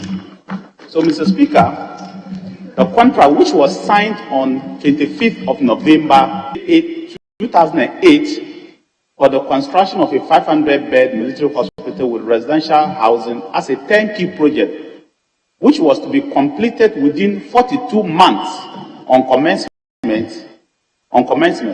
It was originally to be built at Sofo Line, as I stated, in Kumasi in the Ashanti region, to provide medical care for the troops in the Northern Command, surrounding regions, as well as the Northern sector. Mr. Speaker, in 2009, as preparations were underway to approve the design for construction to commence in Kumasi, the project was moved to Tamale. However, in 2010, a decision was taken to relocate the project to the 37 military hospital in Accra as part of measures to upgrade the 37 military hospital. This led to changes in the design, since the limited space meant for the design had to be changed into high-rise building. Mr. Speaker, between 2010 and 2012, designs, drawing, engineering surveys, geotechnical tests, and site clearance was done at the 37 military hospital for the project to commence, but work did not start due to a decision to further move the project out of Accra again. Mr. Speaker, in 2013, another decision was reached to move the project back to Sofo Line in Kumasi, which was more central, and additionally provide a supporting arm to the 37 military hospital in Kumasi. At Sofo Line, Mr. Speaker, the selected location had already been affected by the Sofo Line interchange project. Finally, it was decided that there was a need to site the project on a virgin land where the hospital had to be upgraded in future. Accordingly, the project was then finally located at Nkawe Afare at Nkawe in the Anchuma Mwabiaja municipality. Mr. Speaker, the multiple site changes and documentation requirements duly delayed the project until the commencement of construction in March 2014. Messrs. Eurojet Invest, the main contractor, though the contract though the contract was signed in 2008 and moved to Afari in 2014, the actual construction started in 2014 with Messrs. Babasoti and Sons, which Babasoti and Sons was awarded the civil works, plumbing and electrical on the 25th of February 2014 as subcontractors. Mr. Speaker, the new site location called for access roads, and since the hospital facility was located off the main road, there was a need to construct a dedicated road to the site. Hence, First Deputy Speaker to take the chair.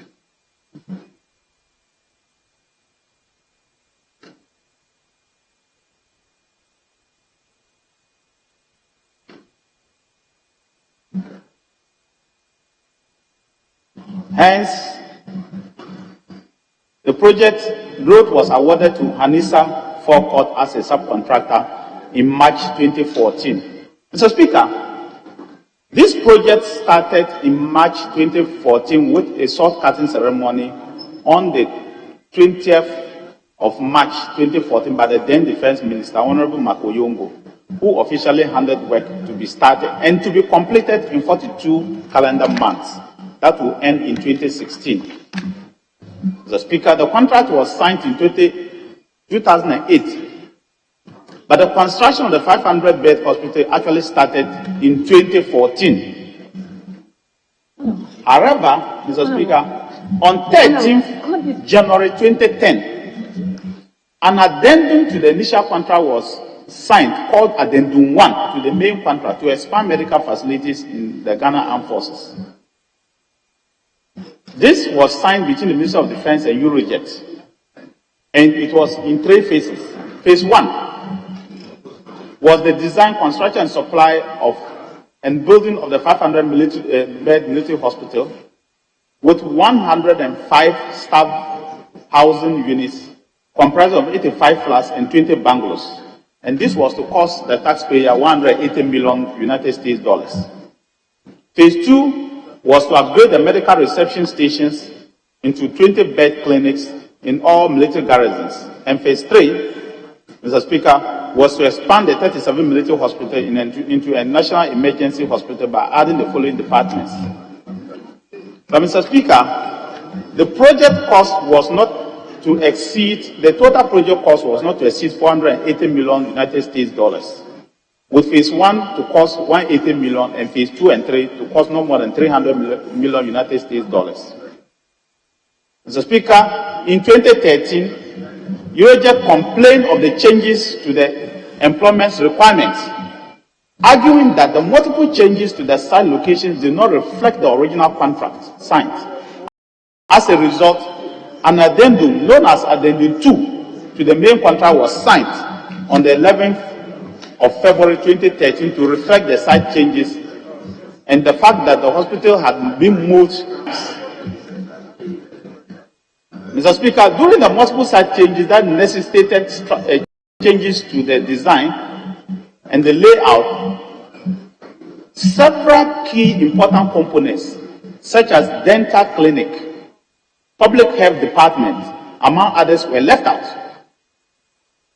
The 50 mortuary capacity, which was to augment the existing one at 37, was also carried to Afari with the same number, meaning the new hospital was only to have a 50-bed mortuary. So, Mr. Speaker, this led to the need to relook at the components of the project to be able to provide the key essential facilities needed to run the hospital. It was therefore decided that there should be a trade-off to provide the much needed facilities. Therefore, the addition of the extra 100-bed capacity to make the mortuary 150 capacity, the provision of dental clinic, local consultant, public health department, and construction of the central command headquarters led to the trade-off of 100 residential housing units. Therefore, the residential housing unit was reduced from 154 to only 54 residential housing units. This addendum, Mr. Speaker, was signed on the 6th of May 2015. Mr. Speaker, in 2016, Messrs. Babasoti and Sons began experiencing contractual problems with the main contractor, and this led to reduced work flow in 2017 and 2018. And finally, in 2018, there was a major contractual dispute between the two. The project implementation unit, PIU, had several and countless meetings to mediate between the parties, but it didn't yield a fruitful result. For that matter, the case is currently in court. Messrs. EDI, in October 2018, re-awarded the subcontracts to Messrs. African Building Partners for the civil works, and they have been at site since then, Mr. Speaker. The re-award of the contracts to the new subcontractor and core construction took a while because of the background checks they needed to do. The subcontractors, Messrs. APP and core construction, have moved to the site in November 2018 and have been working steadily to date. Today, Mr. Speaker, the project is 92% complete. Now, Mr. Speaker, one of the major delays to the project, as enumerated above, was the multiple changes in the site locations. In 5 years, Mr. Speaker, from 2008 to 2013, the project changed 5 times. The site changed 5 times, leading to changes in initial design, a lot of rework and amendments to the main contract through amendments and addendums. As I said, another major cause of delay was the time it took for Messrs. EDI to obtain tax exemption. Mr. Speaker, the tax exemption was applied for in 2014, and Messrs. EDI was finally granted tax exemption in December 2016, precisely 23rd of December 2016, 8 good years after the project was signed before the tax exemption was granted. Mr. Speaker, the 500-bed military hospital at Afare has been under construction since 2014, though the contract was signed in 2008. And so it took the signing of the contract, it took 6 years for the contract to be signed before actual construction took off. And Mr. Speaker, it took 8 years for the contractor to be given a tax waiver. But today, Mr. Speaker, the overall percentage of work done is 92% complete at various levels, including the construction work itself, road network, water, and some level of medical equipment installation. Mr. Speaker, it is equally important to point out that connection to the national grid, which would allow critical installation of medical equipment, is 95% complete. And after the completion of electrical works, installation and testing of sensitive medical equipment, including ultrasound systems, X-ray machines, ventilators, oxygen generators, among others, will commence. Mr. Speaker, this government has given itself not more than one calendar year for the total completion, commission of the project, training of the required staff, and testing of all the equipment, including manpower, which will enable the hospital to run efficiently and effectively. I thank you, Mr. Speaker.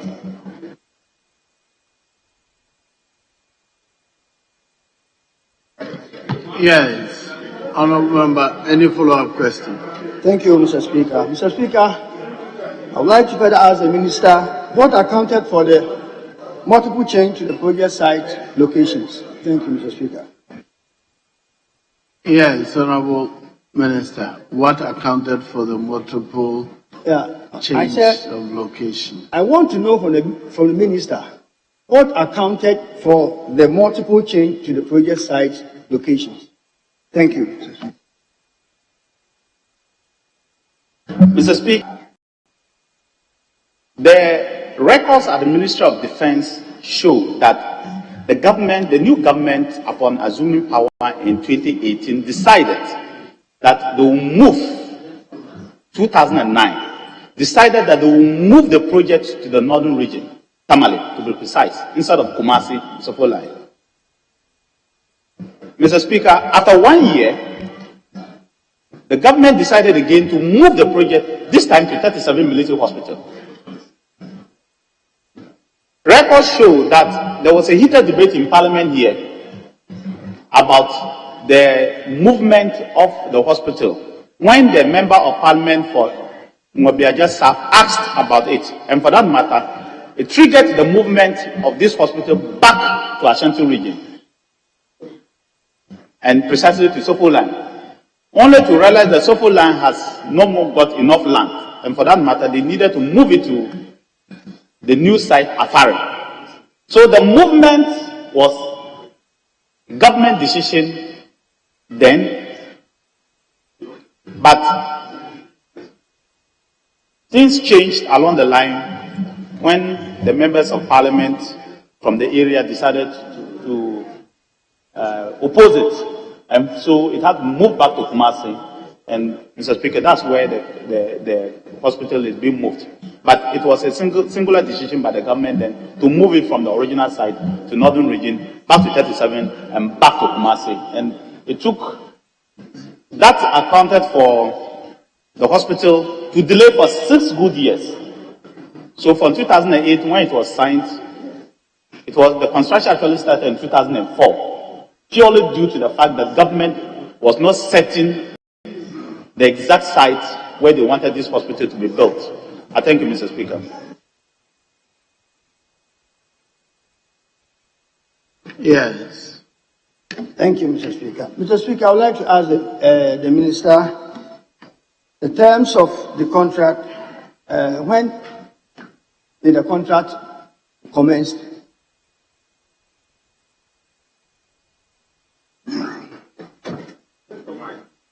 Mr. Speaker, the effective date of commencement of the contract is the day that the tax waiver will be given.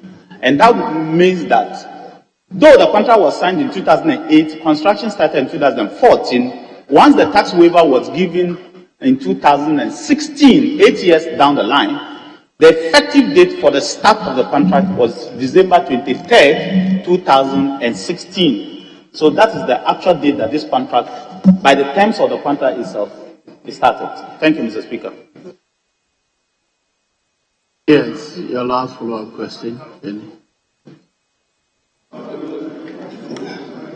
Mr. Speaker, I would like to hear from the Minister.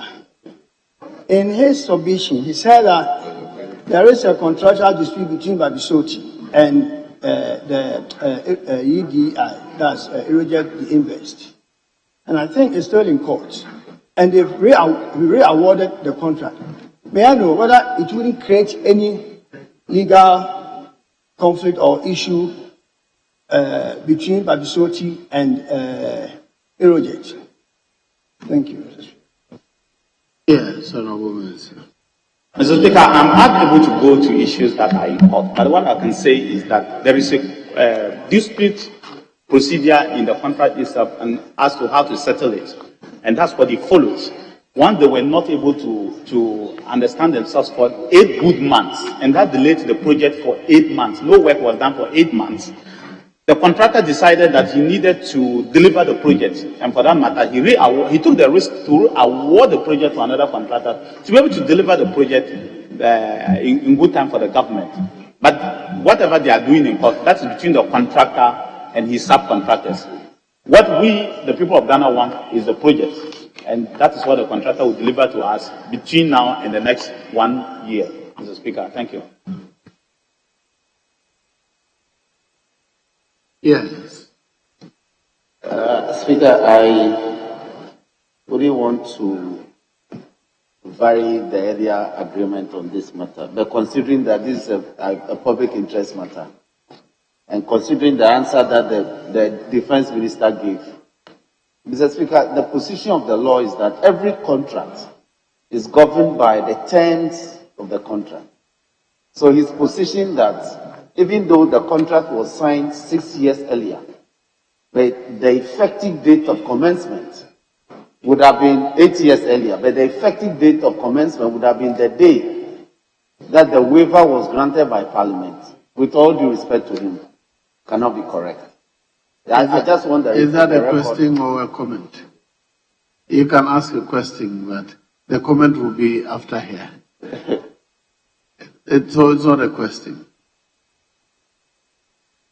to correct the records. I just want the record to bear that. Yes.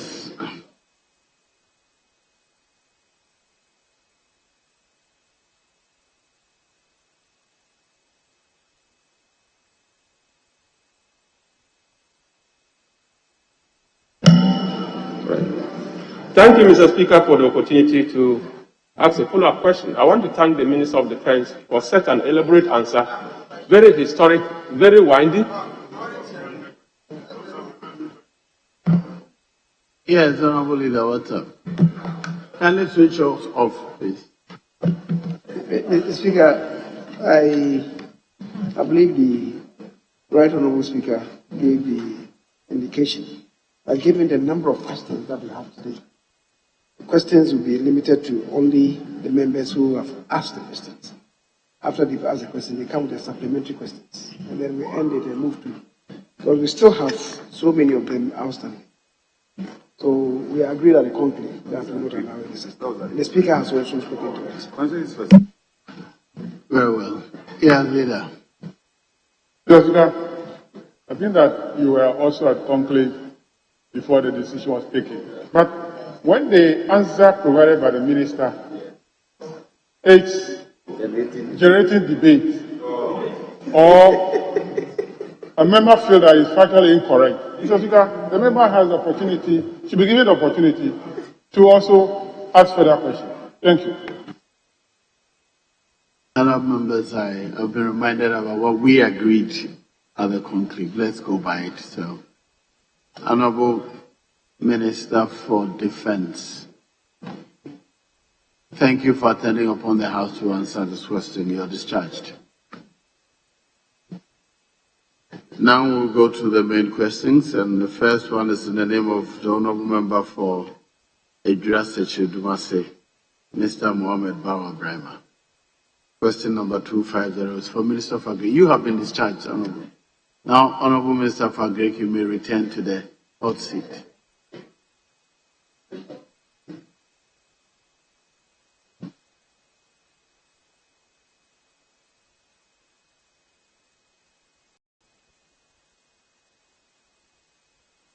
Yes, Honorable Member for Seche Dumase. Yes, Edra-Seche Dumase. Thank you, Right Honorable Speaker. Right Honorable Speaker, I rise to ask the Minister for Food and Agriculture why hundreds of cabrio tractors and hundreds of motorbikes imported over 2 years ago have been left at the mercy of the weather at the premises of the Agri Mechanization Department. Yes, Honorable Minister.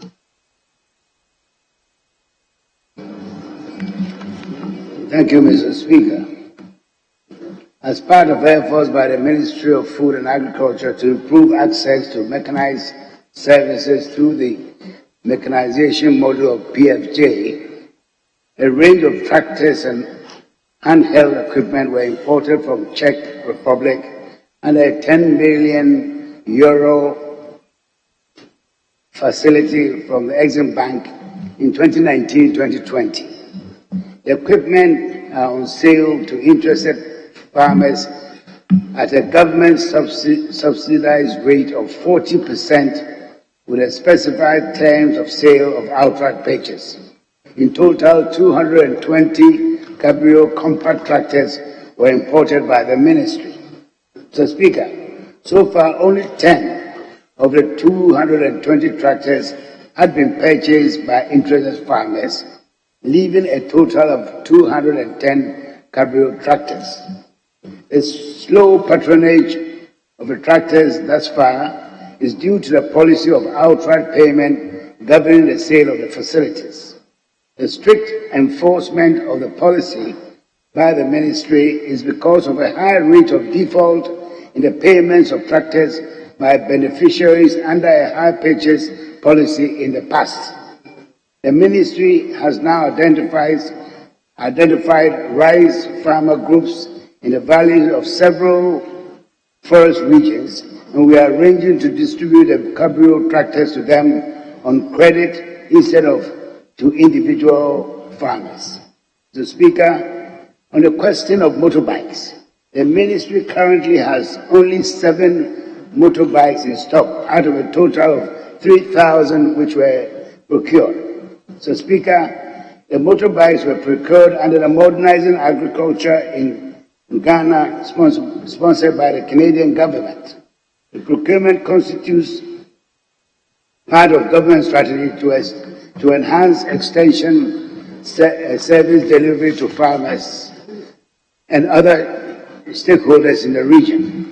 Out of the 3,000 motorbikes, 2,993 have been deployed to the regions. The distribution was done from June 2019 to August 2021, leaving only 7.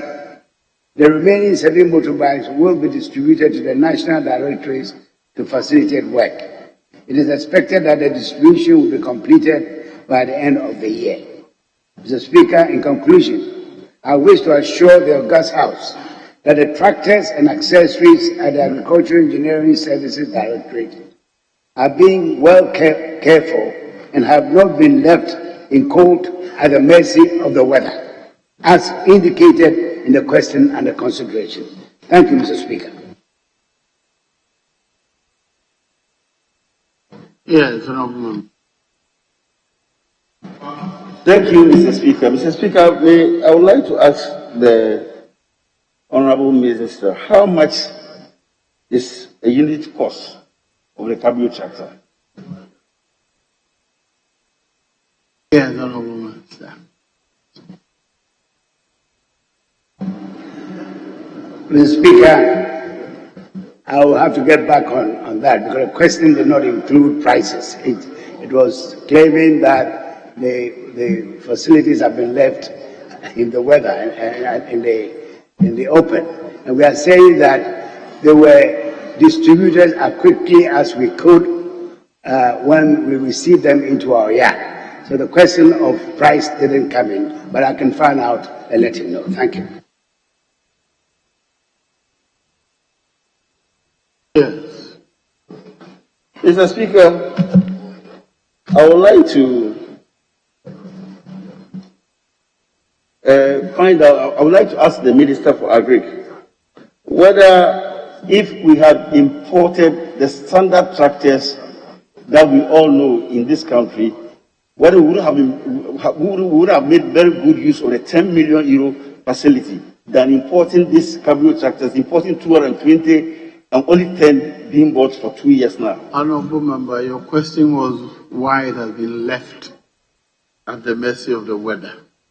The answer explains that. Your follow-up question should be in relation to the answer. Mr. Speaker, my question is in relation to the answer because we all know the weather in Accra, coastal weather, tractors left in the open for 2 years surely cannot be said not to be answer under is the that mercy. it is not left in the open. Oh. Mr. Speaker, that was his answer. It's contained in the document. Read it. That is not left at the Mr. Speaker, when you go to the Agri Engineering Directorate, you will find out that these tractors are in the open. They are not in the room. They are not in an enclosure. They are left in the open. And for 2 years, leaving tractors in the open, we all know that if you leave vehicle, even a vehicle in the open, in a coastal area for 2 years, we all know the kind of the effect of the weather on it. That's why I termed it at the mercy of the weather. And I'm asking whether if we couldn't have made use of the standard tractors that the farmers want, we could have made use of the money, the 10 million euro that we use in importing these cabrio tractors. That's what I'm asking. So what's your question? That it has been left at the mercy of the weather, notwithstanding his answer. The Speaker, Honorable Minister, he insists that it's been left at the mercy of the weather. What's your response? Thank you, Mr. Speaker. The expression at the mercy of the weather implies neglect. But I can assure the Honorable Member of Parliament and this House that those facilities are there and are being cared for. If he has the money to go to the yard to buy one today, and he puts it on his farm today, it will work. So I can assure him that it's not, we haven't neglected them at all. They are being kept in a situation where we are maintaining them to ensure that they are workable. And for the information, Mr. Speaker, of the Honorable Member, since we came into office, we have taken delivery of 260 large tractors, which we have distributed around the country. And as we speak, we are expecting another 260 to come from Brazil of the type that he's aware. These cabrio tractors are for small, medium-sized operations, for 5, 6 hectare, 10, 15 hectare operations. They are not for commercial, the standard ones. And that is the difference between what we are, and that is actually costing something like $100 million, that facility with the Brazilian government, where we are bringing in large tractors for mechanization to construct mechanization centers and so on, are actually meant for larger size operations, commercial farmers and so on. And district assemblies have been beneficiaries of these AMSECs that we have operated. So these are actually cabrio tractors are meant for smallholder operations. They are small tractors, and those who had used them before were very satisfied with what it was. The only thing, as I said, Mr. Speaker, is the fact that because we are not giving it on credit, those which had been given on credit before I came into office, not even 1/3 of them were paid for. And we are still chasing them for the money. So there was no way we were going to allow that to go into the hands of individuals when the government had gone to make such a hefty loan. So I can assure the member that these that he has seen at the yard are not have not been neglected. They are well maintained by the Agricultural Engineering Directorate of the Ministry of Food and Agriculture. Thank you. Do you have any more, please? Yes. Thank you, Mr. Speaker. Mr. Minister, don't you think that it is the price of the cabrio tractor as compared to the large tractors as you described them that is causing its low patronage? Yes, Honorable Minister. Mr. Speaker, I don't share that view. Thank you. The next question is by Honorable Member for Tempani. Number 360. Yes, Honorable Member. Thank you, Right Honorable Speaker. I rise to ask the Minister for Food and Agriculture the urgent step the ministry is taking to address the shortage of fertilizer in the Upper East region and other parts of the northern zone of Ghana. Thank you, Mr. Speaker. Yes, Honorable Minister. Thank you, Mr. Speaker, for the question by the Honorable Member for Tempani. Mr. Speaker, the current year, 2021, has been a challenging one with respect to the supply of fertilizer to farmers not only in Ghana but across the world. Principally, this is due to the unanticipated global shortage of fertilizer and a spike in the price on the international market. Mr. Speaker, the import price of urea, a major type of fertilizer supplied to farmers under the subsidy program of PSJ, has skyrocketed to $750 per metric ton in November, that's this month. This compares to only $250 per metric ton when contracts were signed with fertilizer companies a year ago in November 2020. This represents a 200% increase in the price of fertilizer during a single farming season. As a result, the importing companies have been unable to supply the quantities allocated to them due to the sharp rise in international prices. To minimize their losses, the companies sold most of the produce of the fertilizers on the open market rather than under the subsidy program. This accounted for the shortages experienced in the subsidy market in the country in general, not only in Champani or Upper East region, but throughout the country. Mr. Speaker, going forward, the Ministry will work closely with the Ministry of Finance to ensure prompt payment to participating companies in the subsidy program. In the long term, the government intends to take advantage of the new discoveries of offshore natural gas to manufacture fertilizers in the country.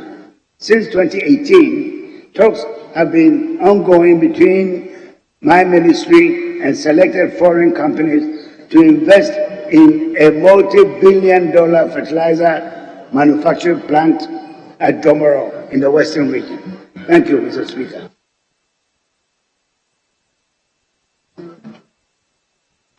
Yes, no. Thank you, Right Honorable Speaker. Honorable Speaker, please, what intervention did the ministry take to mitigate the impact of the shortage of subsidized fertilizers on the farmers since the farming period is over?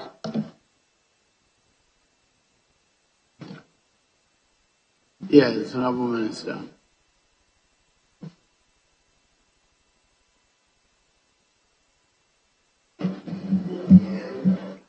Mr. Speaker, there are two markets in Ghana for fertilizer. There's the open market price, where anybody can go and buy their fertilizers, and there's a subsidy price. The subsidy price is half of the open market price. So basically, the farmers had the option to go on the open market, and I think that with that skyrocketing price on the international market, that is going to happen more and more, because the amount of allocation of the budget to planting for food and jobs cannot go up in corresponding to the world price, as I've said. In fact, we are talking about 750. But as I speak to you, I checked the price before I came for urea. It's 920. It's gone up from $750 to $920 per metric ton landed at the port of Tema. So from 200 and something, the prices are just going up and up and up. And it's not only in Ghana. There's restriction of fertilizer exports from Russia and from China, which are major suppliers onto the world market. So farmers in England, farmers everywhere are crying for this situation, and the speculation that that could affect world supplies of food and get food prices just skyrocketing. We are part of the global market, and as a government and as a totally dependent on the export, on the global market for our fertilizer. There's very little that we can do. So we have to be prepared to be on the, even if our importers are able to bring in their own fertilizer, obviously it will be reflected on the world market. So farmers have to brace themselves for a substantial increase in prices this year, the coming season, compared to the season that we just completed. Thank you. Yes. Thank you, Right Honorable Speaker. Mr. Minister, from your answer, you indicated that government is in talks to set up a company in Jomro for the manufacturing of fertilizer. Can you tell us how much progress has been made on the talk to establish the fertilizer manufacturing company in Jomro? Thank you.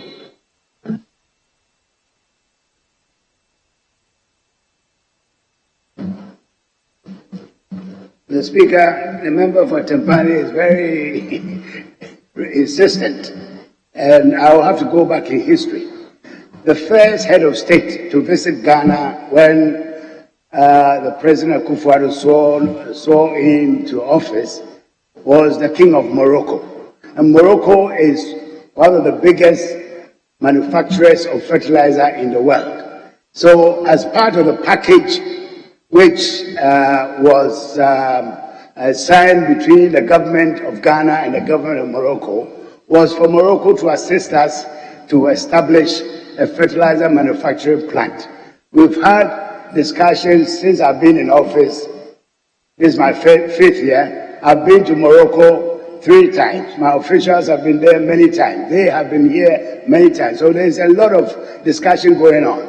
But not only are we focusing on Morocco's collaboration, there are companies in Europe who are also interested.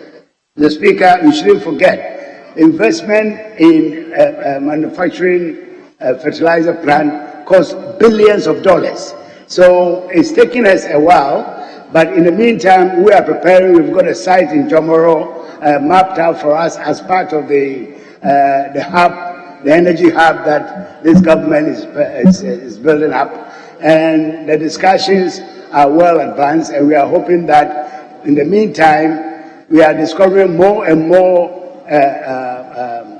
gas in our offshore facilities, and we are hoping that sooner or later we will have an agreement between us and the investors, so that this process of building the plant will take place. Building a fertilizer plant takes at least 4 years. It's a huge investment, it's a huge activity. So we are hoping to get there sooner than later. Thank you, Mr. Speaker.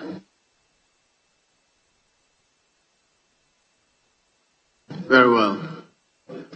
Now, I'll call on the honourable member for Nalerigu Gambaga to ask his question, her question. Mr. Seydu Yusufu. Yes, please ask your question. Thank you, Honourable Speaker. I rise to ask the Minister for Food and Agriculture why subsidized fertilizer has not been supplied to farmers in the Nalerigu Gambaga constituency for the 2021 farming season, which is about ending. Thank you. Yes.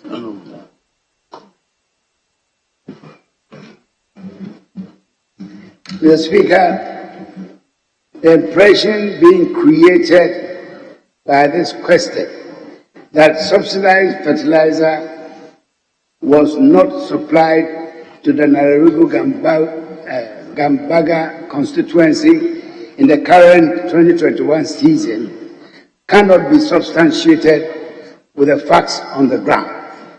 Records available to me indicate that 27,000 bags of subsidized NPK fertilizers were distributed to farmers in the Nalerigu Gambaga constituency in the just ending 2020-2021 farming season. This quantity may not have been sufficient to meet the total needs of the farmers in the constituency, but they were supplied with fertilizer. Thank you. Yes. Thank you, Mr. Speaker. In providing his answer, the Honourable Minister indicated that about 27,000 bags of NPK fertilizers were distributed. May I know, Mr. Speaker, the criteria in determining the number of bags for the constituency? Does the ministry work with constituencies or districts, Honourable Minister? Mr. Speaker, I've just given a tale of the spike in world fertilizer prices. Perhaps the prices for the farmers in Gambaga were just too high for them to afford. But to say that there was no supply is what I'm challenging, to say that we have the records, we can prove that 27,000 bags of fertilizer went to that constituency. Thank you.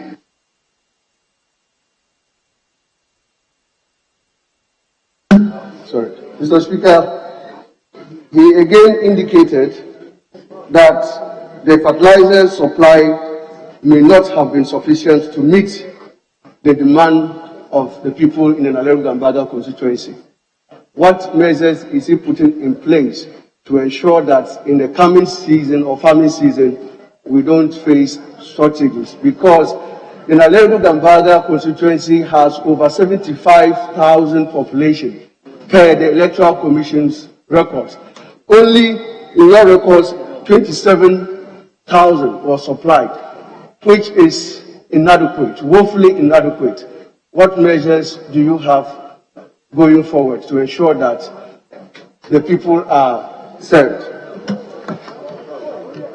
Yes, Honorable Minister. Mr. Speaker, I mentioned that there are two markets for fertilizer in this country: the subsidized fertilizer and the open market fertilizer. The 27,000 bags were subsidized fertilizers. In addition, we know that there are retailers, retail outlets for agricultural inputs in that constituency. So the open market one, we don't know how much they bought on the open market, so I couldn't say. I'm just saying that for the subsidized fertilizers, we have the records for all retail outlets, because before you sell fertilizer, you have to have a license from the ministry, from the Plant Protection and Regulatory Directorate of the Ministry for Food and Agriculture. So we have the records of all the distributors, and as and when we go with a subsidized fertilizer, we take the records. So I cannot tell the honourable member the total supplies in the area for me to be able to make a calculation as to what they will require in the coming season. We're just talking about what was supplied under the subsidy program of Planting for Food and Jobs. Thank you. Now, Mr. Speaker, is the minister telling us or the farmers? You have exhausted your three, please, haven't you? Thank you, Mr. Speaker. Sorry, okay. So, question number 428. No. Question number 430. In the name of the Honourable Member for Y East, Godfred Sedi Jasol. Yes, you may ask. Thank you very much, Right Honourable Speaker. I rise to ask the Minister for Food and Agriculture what accounted for the recent increase in the price of subsidized fertilizer, and what steps are being taken to avert the shortages in the market. Thank you, Right Honourable Speaker. Yes, Honourable. Mr. Speaker, I know Y East very well. It's a major granary for the production of grains in this country. The answer is already given in my previous explanation, that world prices of fertilizers have spiked. I mean, they are the highest for the last 15 years as we speak. And since we are totally dependent upon imports, we are price takers. And that is why these prices are high, and they are still going up. In fact, there is speculation, Mr. Speaker, that fertilizer prices will keep on going up until next year or the year after. So we are in a very difficult situation. This is all the impact of COVID on global industry and so on, causing shortages in gas, gas, which is a major input for the manufacturing of fertilizer. So we are at the mercy of the world price, and there's very little anybody can do about it. Thank you.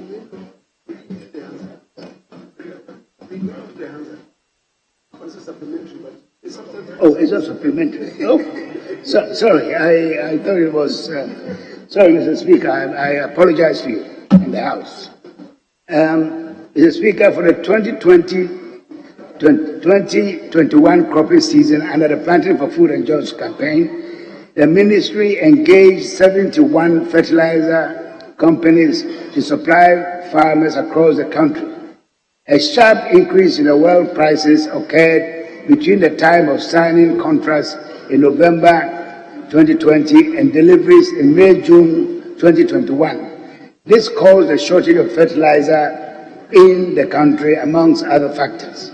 Against expectations, however, the prices of fertilizer on the international market continue to rise adversely impacting planned procurement of fertilizers by importing countries. With your kind permission, Mr. Speaker, I would like to go through the price list and the freight charges from Russia, one of the major exporters in the world, to buttress my point.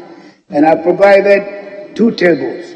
The world price of urea in November 2020 all the way to November 2021, we see the climb from $250 per metric ton, that is landed at the port in Tema, 280, 300, 320, 450, 410, 780 in October, and now we are talking about $950 per metric ton.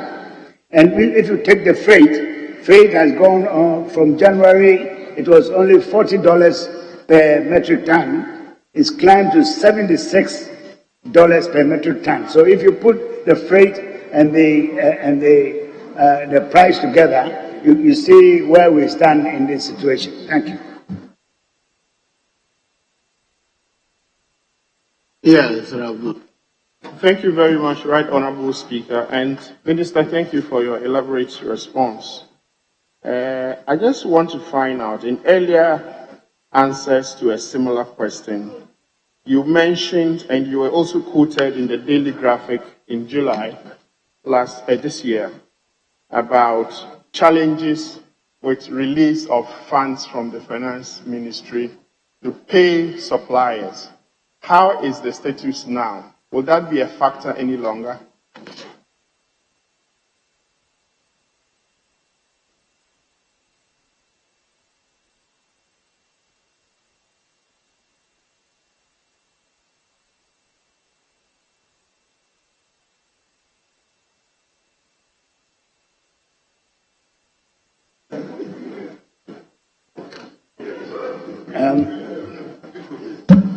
The Speaker, if the Honourable Member would repeat the question again.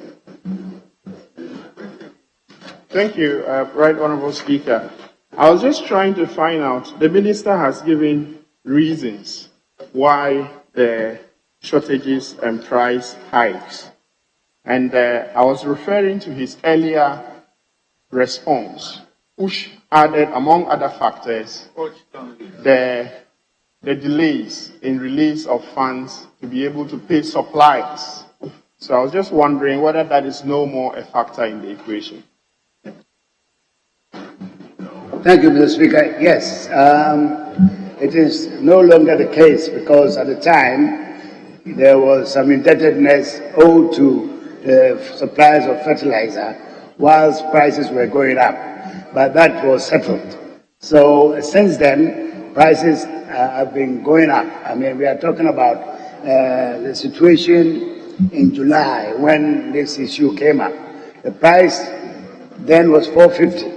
Now it's almost double to $950. So that has become a major factor in the supply situation of fertilizer in the years ahead of us. Thank you.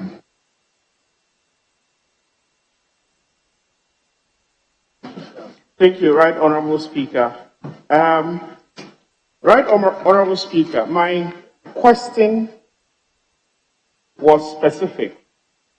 It asked for what accounted for the recent increase in the price of subsidized fertilizers. And Minister, you remember you say there's the open market and the subsidized one. I guess my question wants to find out what arrangements you have to ensure that the subsidized ones remain subsidized and available to the farmers, and why that didn't happen in the last growing season. Yes, if the price on the international market has gone up 3 times, obviously the subsidy will be affected. Otherwise, we have to use most of the ministry's allocation to subsidize fertilizer. And as you know, we have a whole range of activities at the ministry. So it means that things have changed to the extent that we have to look at the rate of subsidy again. Otherwise, we cannot afford to even buy the quantities, a quarter of the quantities that are required under the subsidy. So definitely, the subsidy rate will have to be looked at again. Thank you.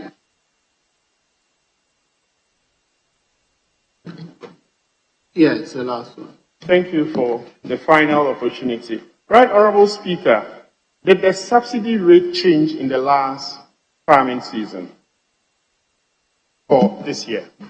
Did it change, or in spite of the shortages, it remains what you offered as a ministry?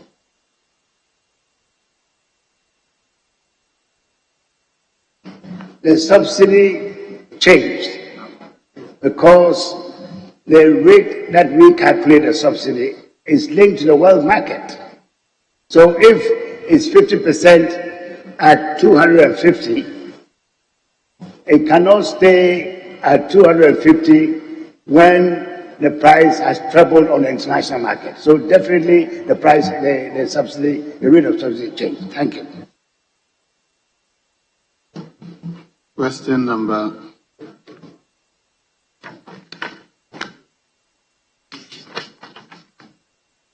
564. In the name of the honorable member for Asene across Somanso. Honorable Mr. George Kwame Abaji. Thank you, Right Honorable Speaker, for the opportunity. Honorable Speaker, I want to ask the Minister for Food and Agriculture some of the achievements or progress made since the implementation of the planting for export and rural development. Yes, Honorable.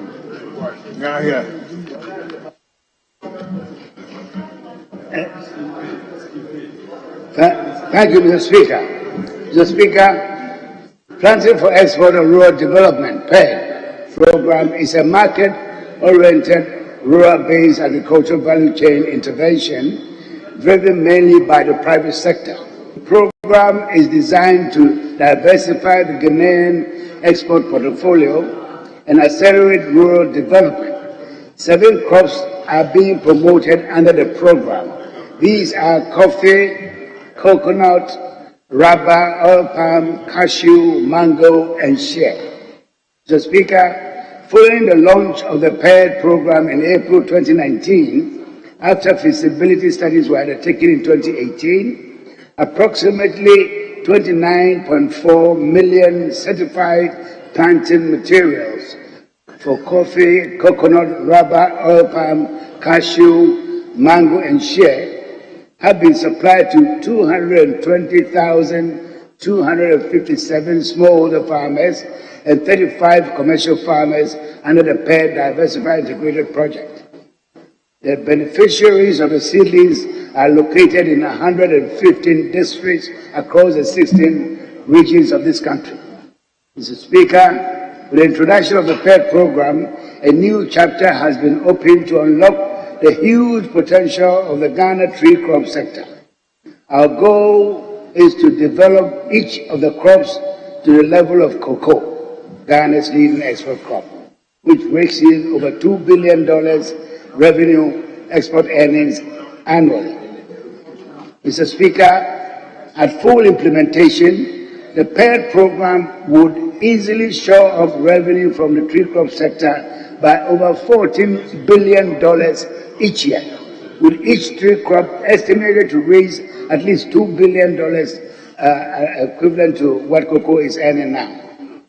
Government is fully committed to making this a reality and has demonstrated in no uncertain terms its determination with the establishment of the Tree Crop Development Authority as the regulatory body for ensuring maximum returns on the huge investment by government and the private sector. Thank you, Mr. Speaker. Yes, Thank you, Mr. Speaker. Mr. Speaker, Mr. Minister, you will bear with me that unemployment has become national security issues in the country. I want to find out what policies or program you have or can be put in place to influence some of the graduate youth to be trained and take advantage of the planting for export and rural development. Honorable, this does not emanate from the answer the Honorable Minister gave. You may have to file that as a separate question. Can I ask another one, please? Mr. Speaker, it's a follow-up question. And I have ruled that it does not qualify as a follow-up question. Thank you, Mr. Speaker. Mr. Speaker, when Minister was speaking, at paragraph 4 of his answer, it said, at the full implementation, the program will easily shore up revenue from the tree crop sector by over $14 billion. I want to find out from the minister, when should we expect the implementation to start generating such revenue? Yes, Honorable Minister. Mr. Speaker, as I said, between 2019, since 2019, we've done approximately 30 million certified planting materials for these selected crops.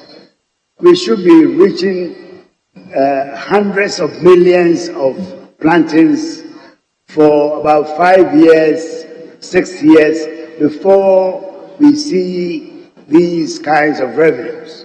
But in the meantime, the biggest constraint, Mr. Speaker, is to do with the supply of the seedlings. The seedlings are generated at our research stations, oil palm research, cocoa research, crop research, and others. And one of the key things is to try and expand their capacities with a budget of $50 million to be able to be supplying the quantities of seedlings needed for us to reach that level. So I would say that in the next 8-10 years, we should be able to reach those levels of income generation, export earning generation. Of course, we have to move from zero, well, not from zero, but from very low levels now, because outside cocoa, we are doing only less than $1 billion for all other tree crops in this country for export. So it will have to be stepped up as and when we supply more seedlings. Mr. Speaker, the fortunate thing about this country is that our farmers are really interested in the program and are queuing in front of the offices of the district chief executives who have the responsibility for the distribution of seedling to the farmers. They can't get enough for them. So that is a very positive signal that once our scientists are able to break the back of increasing the planting material, farmers will put these seedlings in the ground, protect them to maturity, and then wait for the 3-4 years for them to start bearing, and then we'll be on our way to the target. Thank you. Thank you, Mr. Speaker. I'm okay with the answer. Thank you. Question number 709. Leader one. Yes, Honorable Leader. Thank you, Mr. Speaker. Mr. Speaker, there is an answer provided by the Minister in paragraph 4, line 4 of page 22. Mr. Speaker, the Minister says that the implementation of the CARE program will easily show up the revenue from the tree crop sector by over $14 billion. He went on to say, with each tree crop estimated to raise at least $2 billion like cocoa. Can the minister explain what he meant by each tree crop? Obviously. Is it a single tree or what? That can provide $2 billion. Yes, Honorable Minister. The Speaker, I must apologize for the confusion. It's each of the selected crops. Each of the coffee should be able to give us $2 billion.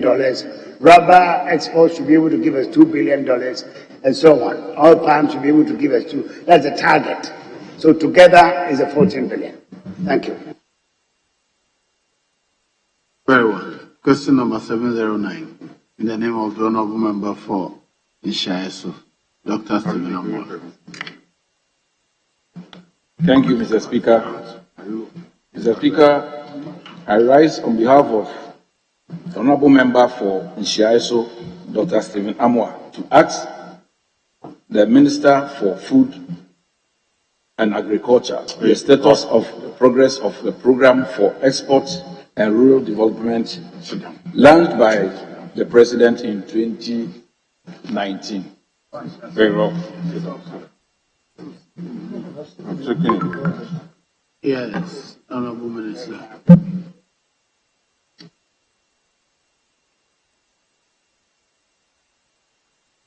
Thank you, Mr. Speaker.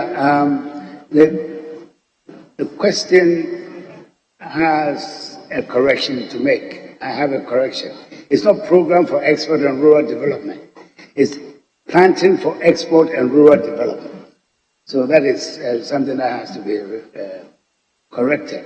Mr. Speaker, the Planting for Export and Rural Development Program, PED, is a market-oriented, rural-based agricultural value chain intervention mainly driven by the Ghanaian private sector.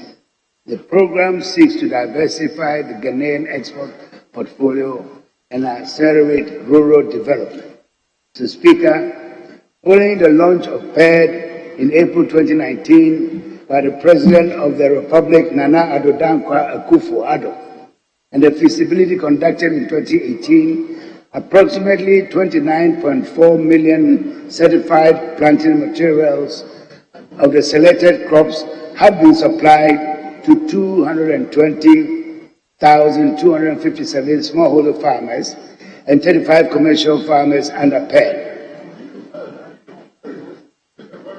The beneficiaries are located in 115 districts across the 16 regions. Thank you. Yes, any follow-up question? You're welcome, Honorable Member for Dancy Asukwa.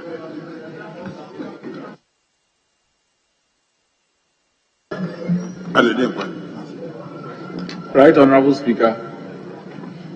I think the answer is sufficient for me. So thank you very much for the opportunity. Thank you very much. The last question for the day is question number 711. It's the name of the Honorable Member for Nsamadu Ejiri. Yes, Honorable Chibu. Speaker, thank you for your indulgence. Speaker, respectfully, I rise to ask the Minister for Food and Agriculture when the cocoa farmers' pension scheme will begin, what the main thrust of the policy is, and what the benefits cocoa farmers are expected to derive from this policy. Thank you. Yes, Honorable Minister.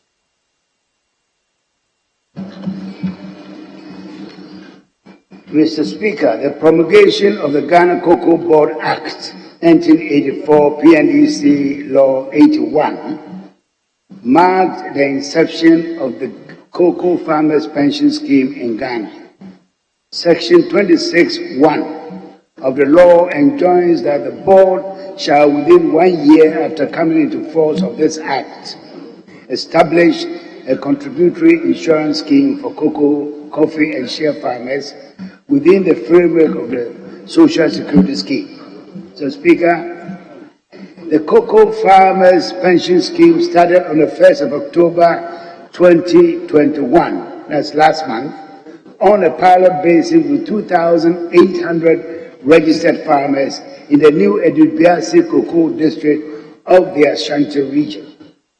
The scheme is a hybrid of mandatory second-tier occupational pension scheme and voluntary third-tier pension scheme, and consistent with the regulations of the National Pensions Act 2008 Act 766. The Cocoa Farmers Pension Scheme is fundamentally a contributory scheme open to persons who are registered farmers of Cocoa Board. It comes with a mandatory member contribution of 5% annual deductions from cocoa sales at source, and a mandatory cocoa board contribution of at least 1% up to 5% annual top-up from each registered farmer. A registered member shall have the option to make additional voluntary contributions into his or her account by deduction at source at point of sale produce. Mr. Speaker, the retirement date of a member ties with a person's 5th anniversary of enrollment or 55th birthday anniversary, whichever occurs later. Payment of retirement benefits comes in two parts. 1, 25% to the personal savings account with rules for withdrawal before retirement to meet socio-economic obligations such as medical bills, school fees, and primary residence. 2, 75% to the retirement account to provide benefits on retirement. Mr. Speaker, other benefits include permission to make an initial withdrawal of up to 25% of the member's accrued benefit after 5 years of contribution. A member is therefore thereafter entitled to withdraw up to 20% of the accrued benefit 2 years after the first withdrawal and every 2 years thereafter. On the death of a member of the scheme before his normal retirement date, the scheme shall pay, in addition to any benefits under the retirement benefits, a specified amount from a life insurance cover.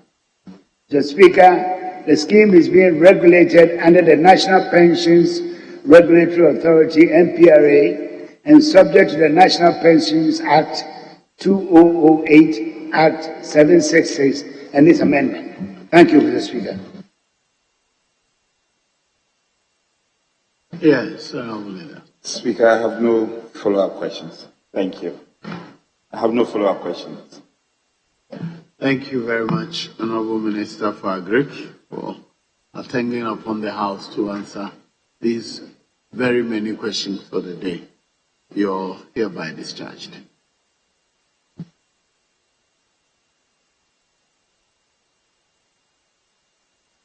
Yes, leadership of the House, it's 5 p.m., almost 5 p.m., sorry. What is your advice? Mr. Speaker, yes. If we may understand there's a statement that you may want to take. A statement that you may want to take. But before then, if we can commence public business and then do the presentation of the papers, then we come back and do the statement. Very well. The other paper is hereby varied, and I'll move to item 8, presentation of papers. 8A, by the chairman of the committee. Report of the Committee on Roads and Transport on the design and build contract agreement between the Government of the Republic of Ghana, represented by the Ministry of Roads and Highways, and Messrs. QGMI Construcciones y Infraestructuras Globales and Rango Construction Company Limited for an amount of 150 million euros for the design and construction of the Pejiasi-Mamfe-Kufuor Scenic Route project. A report is duly presented for distribution to members.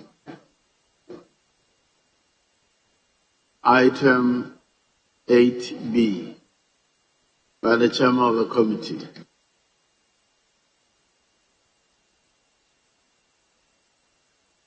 Very well. That should be the end. Yes. I believe it was an ad hoc committee that was established. I don't know who, I don't recollect who chaired that committee. Who chaired that committee? Okay. The 8B, page 4 of the original order paper.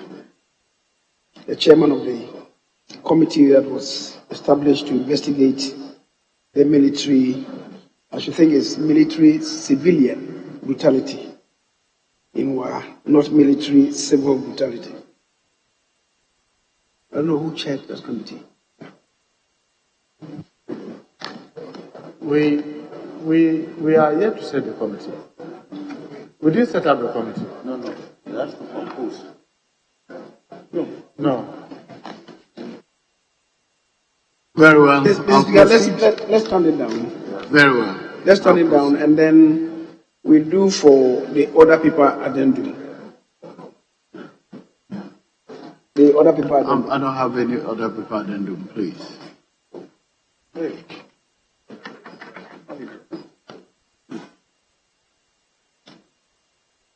Very well. Other paper addendum, presentation of papers by the Minister for Finance. Yes, Honorable Majority Leader. Speaker, if I may plead with your indulgence and subject to the view of the House to present the paper on behalf of the Minister responsible for Finance. Yes, you may do so.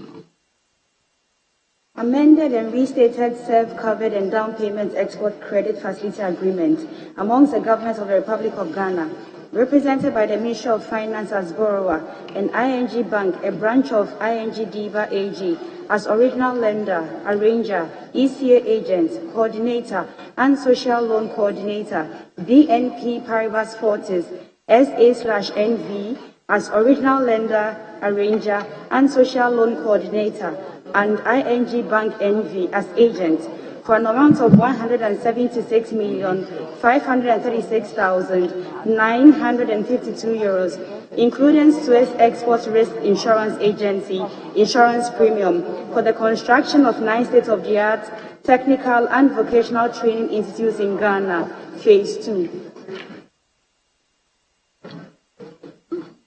The paper is duly presented. It's referred to the Committee on Finance to consider and report. Yes, Honorable. Speaker, attention has been drawn to the fact that it was the Defense and Interior Committee that investigated the incident of the military civilian brutality in war, and we have the Honorable Senator Rawlings, who is a member of the committee. If she is in a position to present the paper on behalf of the committee, then you could do so. Very well. I'll return to the main order paper and call item 8B. Yes. Investigative report on the incident of the military civil brutality in war.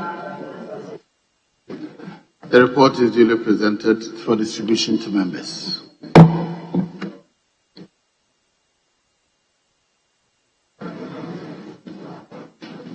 Can I return to statements? Well, we agreed that the Honorable Chief Whip will read his statement today. Honorable Member from Salmadweji, you may now read your statement. Speaker, I thank you for giving me this space. Mr. Speaker, I'm grateful for yet another opportunity to present this statement in a much needed attempt to retell the importance and benefits we derive from our African icons. Kofi Annan was a diplomat who served as the 7th Secretary General of the United Nations from January 1997 to December 2006, after rising through the ranks in the international organization. He has and will always be a great beacon of hope to Ghana and Africa.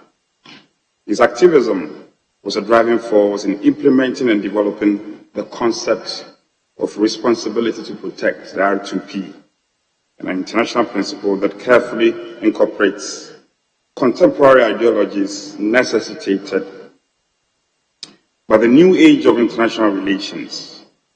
Speaker, recognizing the flaw of the Westphalian notion that state sovereignty should be an absolute conception, Kofi Annan was able to steer the UN towards a more suitable approach in issues of sovereignty. Through this, the ability of a state to protect the lives of its people became a dominance of its sovereignty, for which obligation to protect would either remain with the states or will be ceded to the international system. Speaker, in 2005, at the General Assembly, the R2P was unanimously endorsed by the UN, thanks to Kofi Annan, and it has been useful in Cote d'Ivoire, South Sudan, Yemen, and Syria, although the aftermath of the NATO intervention in Libya stands as an exception. Speaker, Kofi Annan has left an indelible impression on the history of peace building. He is a man we cannot cease to celebrate, particularly because he experienced the benefits of his contributions frequently. Indeed, though a significant part of his achievements occurred outside the fiscal boundaries of our dear nation, Ghana, this country has not been left behind in enjoying the perks associated with peace and stability that Kofi Annan held so dear.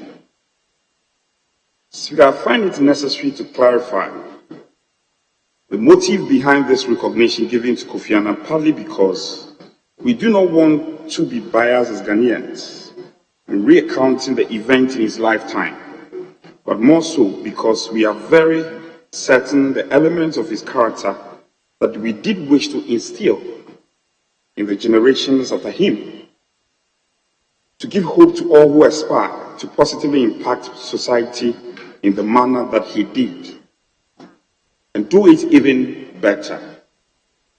Throughout the past and present, Kofi Annan has been a great torchbearer of Ghana, who amplified Ghana's acts of peace building and conflict resolution before, during, and after his position as UN Secretary General.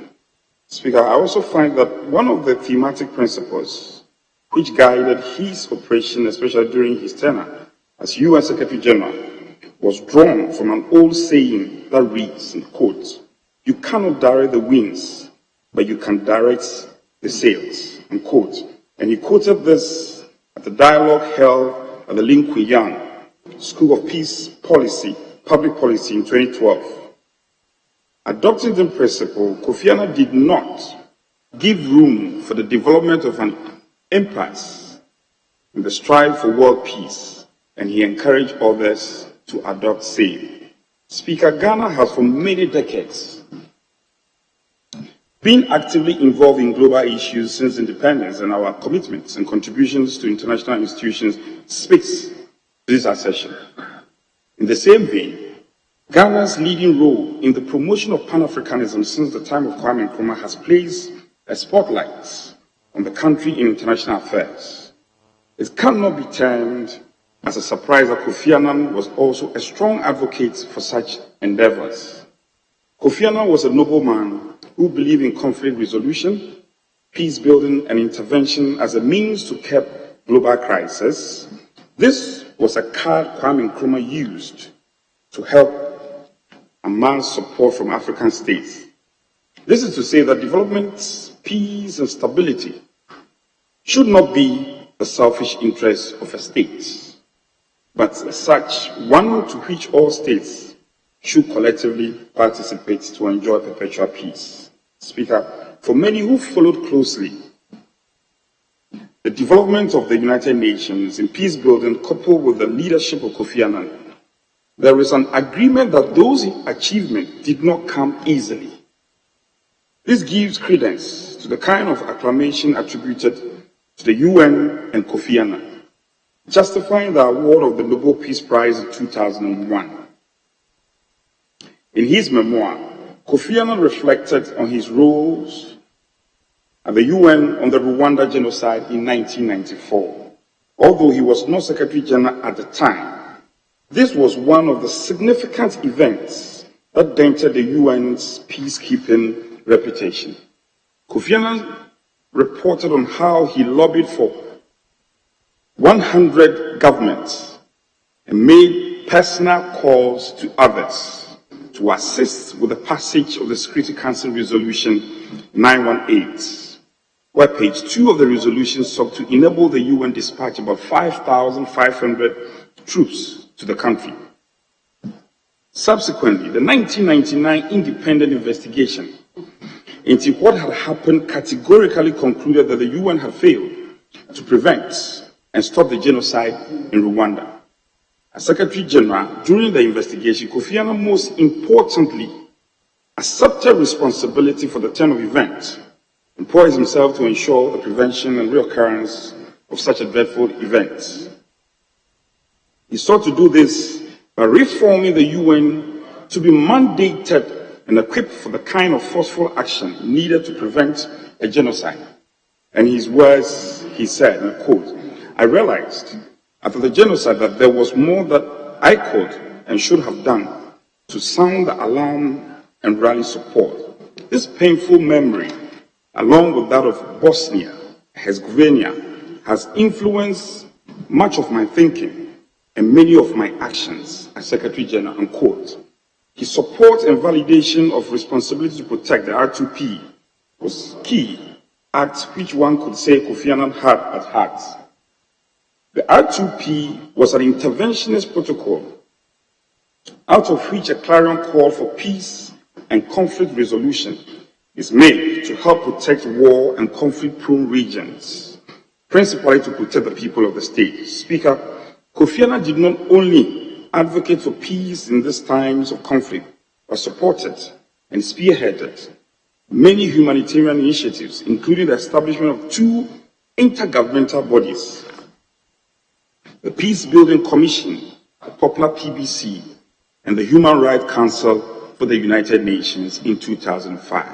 The PBC was jointly established by the Secretary General Assembly and the Security Council in 2005 as a new intergovernmental advisory body of the United Nations to support peace efforts in countries emerging from conflict and to marshal resources from combined contributions, enabling states to invest in the building of each other. Speaker, nonetheless, the event in international security studies places a timestamp on the development of the concept of human security. That was also increasingly becoming popular in global governance in the 1990s. This encouraged Kofi Annan to formulate the basis for his advocacy as a humanitarian by combining human rights, the rule of law, and human security as a necessary components of global development when he was General Secretary of the UN. These dynamics, Speaker, are relevant in shaping the ideologies of students and hence enhancing the abilities of a broader spectrum of international actors here in Ghana.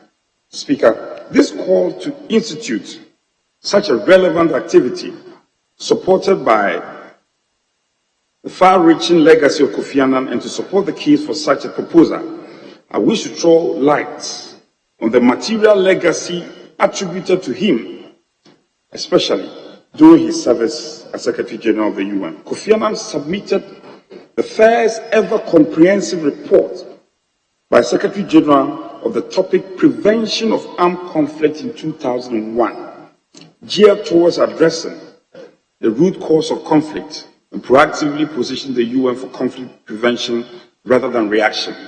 Speaker, Kofi Annan was also very instrumental in the adoption of the UN counter-terrorism strategy in 2006, in the wake of the September 2001 terrorist attack in the United States. In Ghana, he established a model peace tertiary school and ICT center to build the capacity of people, which also expected to enhance their contributory role in world peace. Speaker, the rationale for the memorial lectures border on the need to immortalize the peaceful approach and diplomatic skills of Kofi Annan, while at the same time encouraging peaceful coexistence in international relations amongst nations. Again, given the rich content of the activities in conflict resolution engineered by Kofi Annan, the lectures will package those experiences for assimilation by younger diplomats and international actors in today's global politics.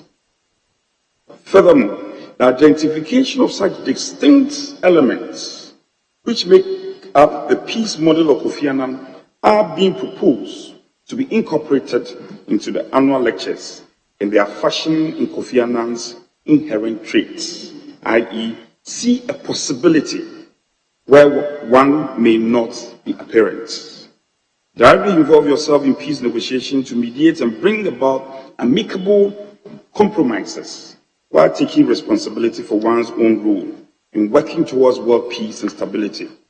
Speaker, specifically, the importance of leadership cannot be overemphasized in characterizing Kofi Annan's approach.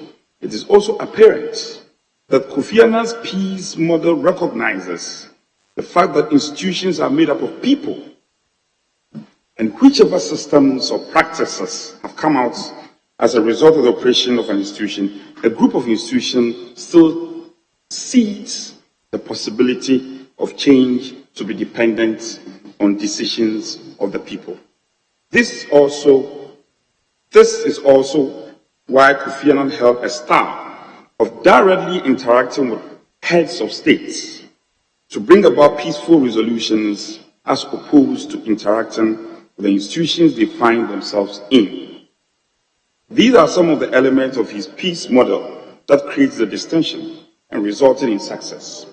And many of such idiosyncratic approaches are bound to be realized in these memorial lectures. Speaker, Peace Talks is a similar peace-instituted initiative that showcases the inspirational stories of people who are taking extraordinary contributions to peace and co-founded by the United Nations Office at Geneva. The Geneva Peace Building Platform and Interpeace has progressed the work envisioned by Kofi Annan since its commencement in 2013. Through this specifically expands the dialogue on peace building and conflict resolution. An annual memorial lecture has the potential to be fashioned into the academic curricula of students for which credits will be obtained to further encourage the utility of Kofi Annan's peace model. Speaker, in conclusion, this endeavor will follow a well-defined organizational plan with relevant local actors and specified target audiences in academia, corporate institutions, public servants, and government officials. It will include a host of activities that ensure the impartation of knowledge and the birth and promotion of individual ideas to support the peace model that will live on the hearts of the African continent, from which it originated in Kofi Annan. I therefore make this call to all from this honorable house to take steps to institute memorial lectures on the peace model of Kofi Annan. In this modern era, the dynamics of interstate and intrastate conflicts have greatly evolved into the cyberspace, and at no point can we sit back and fold our arms on conflict prevention. We all have a role to play in peace building, and we must teach ourselves and our generations the principles to follow, many of which are found in the study of Kofi Annan's model. Speaker, I thank you for the space granted. Thank you.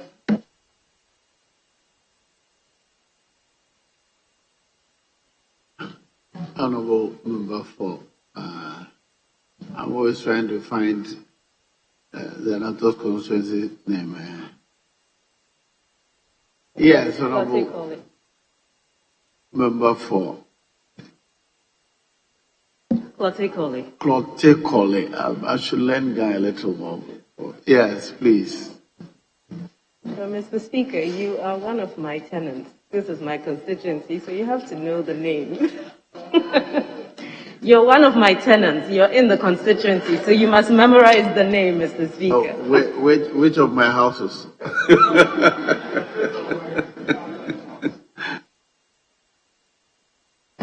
Thank you very much, Mr. Speaker, for the opportunity to comment on the statement ably made by my colleague on a call to the AU and the UN to institute annual peacekeeping lectures in honor of Kofi Annan.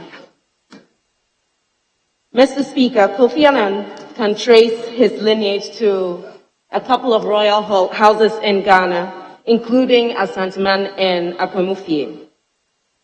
The Kofi Annan International Peacekeeping and Training Center was established in 1998 under His Excellency the President Jerry John Rawlings at the time to honor this great son of Ghana, and for good reason. most of which have been outlined in the previous statement. The Kofi Annan International Peacekeeping and Training Center is one of 3 centers of excellence that's mandated by ECOWAS to provide training in peacekeeping and peace support operations to security personnel as well as civilians. I myself am an alumna of KIAPTC. Kofi Annan is credited with many things beyond his achievements with the responsibility to protect and his avid insistence on human rights. He set up the Department of Women's Affairs, which we now know as UN Women. He was also very instrumental in setting up the Global Alliance on HIV/AIDS, TB, tuberculosis, and malaria. He's also credited with creating the office of the Deputy UN Secretary General, a position that has since been occupied by a woman. And his role in the acceptance of the Millennium Development Goals across the world cannot be overemphasized. Mr. Speaker, to immortalize him in the form of lectures is befitting because of the role that he played, not just across the continent, but across the globe. Mr. Speaker, Kofi Annan is a son of this land and must be celebrated. And in order to ensure that generations to come will remember the import of his contributions and to celebrate that as part of our national pride, instituting annual lectures, not just within the UN and AU, but also in this country on an annual basis, is one way of ensuring that our youth remember our history and the great people who have made it possible for them to enjoy the freedoms that they exist and the rights that are guaranteed even in conflict. Mr. Speaker, Kofi Annan was a humble man who, in spite of his position, was very receptive to a lot of criticism, some of which were perhaps not due to his own inactions, but a systemic failure within the UN. But like the great leader that he was, he took all of these on board and was responsible for a lot of changes within the UN to ensure that it became a more efficient body. Indeed, if history is to celebrate this man appropriately, then lectures are one of the most important ways to ensure that on an annual basis, people are reminded of the contribution that he made, as well as some of the institutions that have been set up subsequently, and the roles of peace, respect for human rights, and security globally, given the fact that one of the problems that this global situation faces, aside from COVID, is one of conflict and insecurity across this continent and across the globe. And so, Mr. Speaker, the call by my honorable colleague for the UN and AU to establish these lectures is one that is definitely in order. If we can do anything as a continent to celebrate one of our own, this is one of the ways to ensure that the world continues to benefit from the wisdom that he left to the institution of the United Nations. Thank you very much.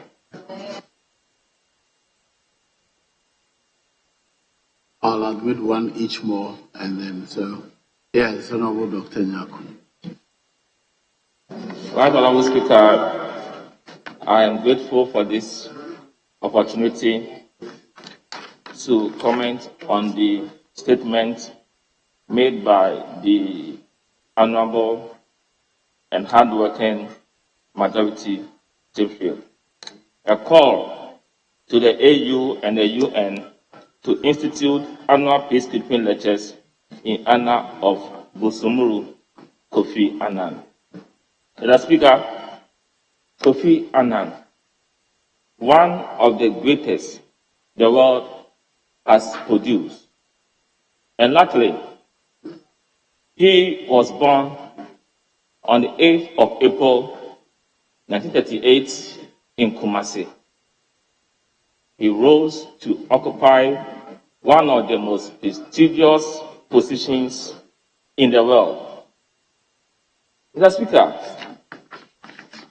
reading the statement and the little I've read about this great man, there are some virtues I always glean from his traits. He was a man of integrity, a man of courage, and he was also a pacifist.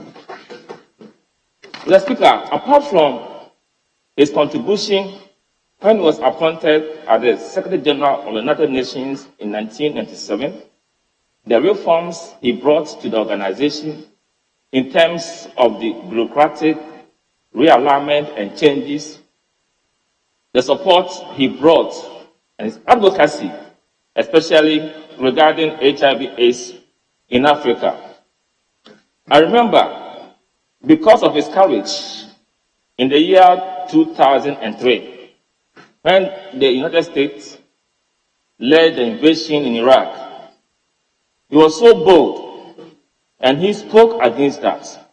He cautioned the US-led invasion of Iraq and described it as illegal because it violated the UN Charter. He was a bold man, a courageous man, a man who realized that violence was not the solution to our problems, but peace. That was why he was a pacifist. Upon his retirement in the year 2012, the Speaker, he was appointed as a special envoy to ensure that peace was brokered in Syria. And he was frustrated because of the inertia by the UN in making progress in relation to peace. He quit honorably, the man of integrity. The Speaker, so if today the call is being made for us to institute an annual lecture in his honor, I wholeheartedly support that. The Speaker, a lot of organizations have instituted lectures in his honor. For example, the Speaker, just this year, on 20th of June, the West African Drug Policy Network launched the Kofi Annan Memorial Lectures on Drug Policy in Accra. The Speaker, the Kofi Annan Drug Hamashore Lecture and Seminar, organized jointly with the Kofi Annan International Peacekeeping Training Center, began in 2013. All these are done because of the stature and the importance of this great man. I think that apart from us asking the UN, asking the AU to institute an annual lecture in his honor, this country, Ghana, can also do something unique in his honor. Because in our sub-region, it's only this country that has produced somebody with that stature.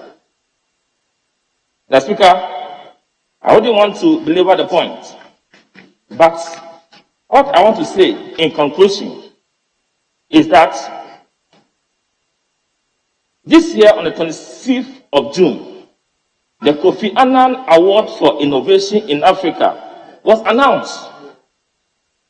And this award seeks to raise awareness for an entrepreneurial continent full of opportunities and honor the legacy and commitment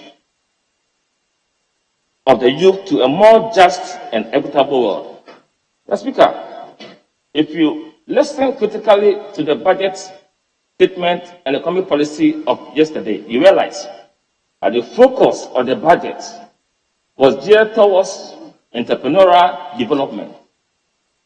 And this is what has been done in honor of Kofi Annan. We are in an era where entrepreneurial development and skills training are the catalyst to socio-economic transformation and turnaround. And I want to take the opportunity, however, blessed Kofi Annan is, I pray that his soul will continue to flourish and his legacy continues to live and blossom. On that score, I want to thank you once again for the opportunity. Thank you, Mr. Speaker. Thank you, Mr. Speaker, for giving me the opportunity to contribute briefly to the statement ably made by our honorable colleague, Honorable No Dempre. Right Honorable Speaker, as a Ghanaian and as an African, I am under profound obligation to celebrate Kofi Annan. Kofi Annan was the first African to be appointed as the UN Secretary General. And I say this because Boutros Ghali was partly an African and partly none. Kofi Annan was the full African of the Sub-Sahara who was appointed as the Secretary General of the United Nations. Kofi Annan has been the first Ghanaian appointed to occupy a position such as the United Nations. Kofi Annan, as a citizen of this country, who had worked with agencies under the United Nations, demonstrated his capacity, his ability, and his fitness to be given that particular position. To that extent, and I believe that every single member in this House is under an obligation to celebrate this month. At least he has set the pace for those who work in the diplomatic balance, that one day we may have another Ghanaian, another African and Sub-Saharan who would be occupying such a position. Right Honorable Speaker, I just want to talk briefly about some of the things he achieved. Of course, as human, he had some challenges, and challenges he himself acknowledged before his passing. The Millennium Development Goals has been one thing that helps many countries, particularly developing countries.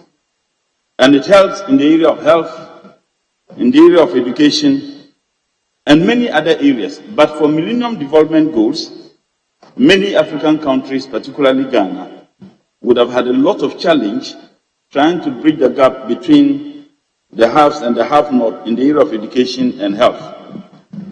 Right Honorable Speaker, the success chalk by the Millennium Development Goals occasioned the establishment of the ambitious Sustainable Development Goals, and for which policymakers in many countries, including developing countries, cannot overlook.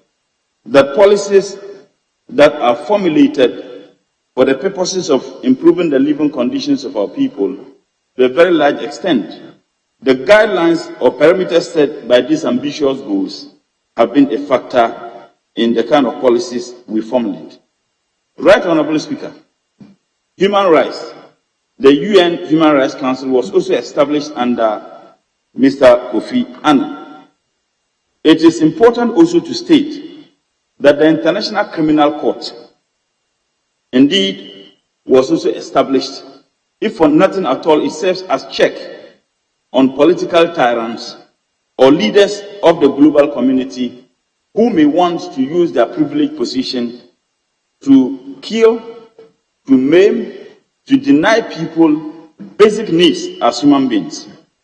And we have seen a success story by this, even though there have been a lot of criticisms with regards to the work of the International Criminal Court. Nonetheless, the work they did in Yugoslavia, the work they did in investigating and dealing with the perpetrators of the Rwanda genocide are two outstanding examples that we can point to.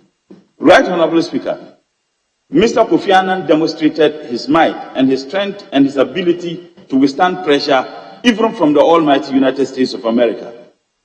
And he did so when he took a principled position against the illegal and criminal invasion of Iraq. He had maintained that the basis for which the invasion of Iraq was planned by these superpowers were nothing but a pact of lies. Several decades after that, it's been proven that Iraq never had weapons of mass destruction, that the basis on which America, supported by the United Kingdom and many countries, to invade Iraq, which has occasioned the global insecurity we have today, because the invasion of Iraq led to the creation of several terror groups.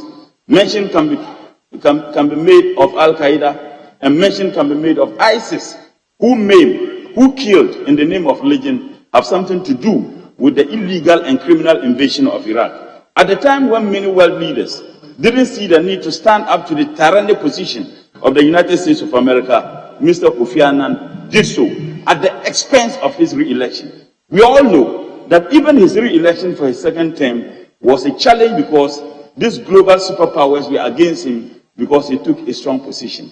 What we stand to learn as young people who are engaged in this business of politics is to be firm, is to be principled, and stand up to what we believe in. And Kofi Annan was an embodiment of that. Right, Honorable Speaker, there have been several criticisms about Mr. Kofi Annan. And like I stated, as human, he is bound to have some of those challenges.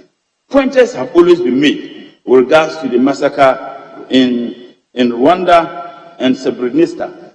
I think that if you know the history, if you know the circumstances, the inability of Kofi Annan at the time to do what those who are criticizing him to do, you would appreciate the challenges that he faced.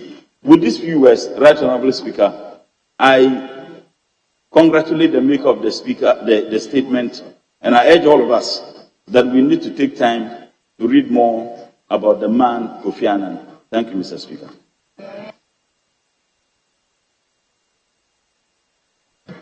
Does the leadership wish to make any comment?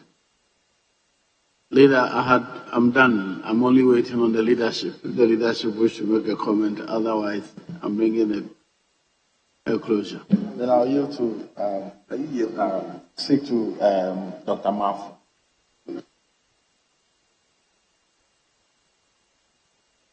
If the leadership wish to, I will first recognize the minority leadership before I come to the majority.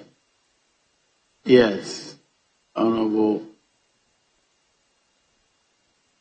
Leader, I do not intend to take another one. So I'm at leadership now. It's almost 5:30. Speaker, I thank you for the opportunity to make some few comments in support of the statement ably made by the majority whip. I adopt his entire submission as though they were mine.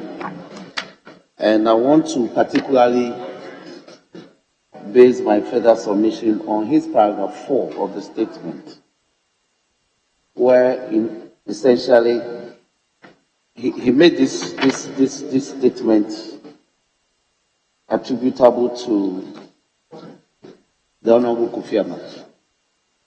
You cannot direct the winds, but you can direct the sails.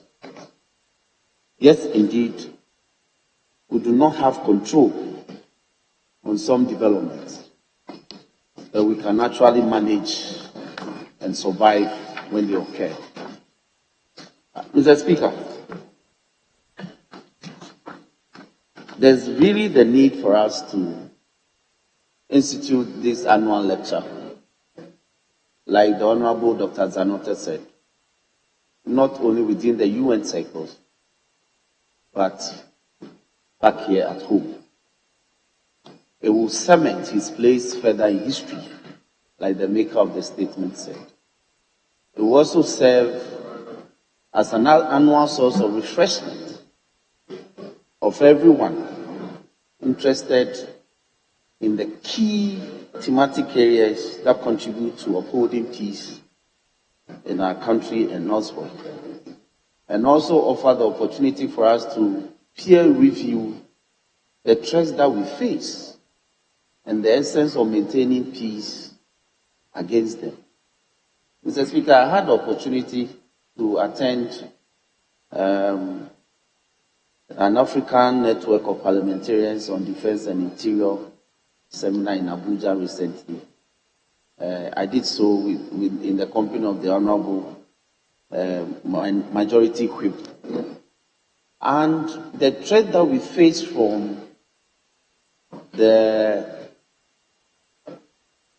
vigilante groups, let me label them like that, all over within the West African territory, is not a matter that we have to play with. And therefore, every country, not only within the sub-region, but within Africa,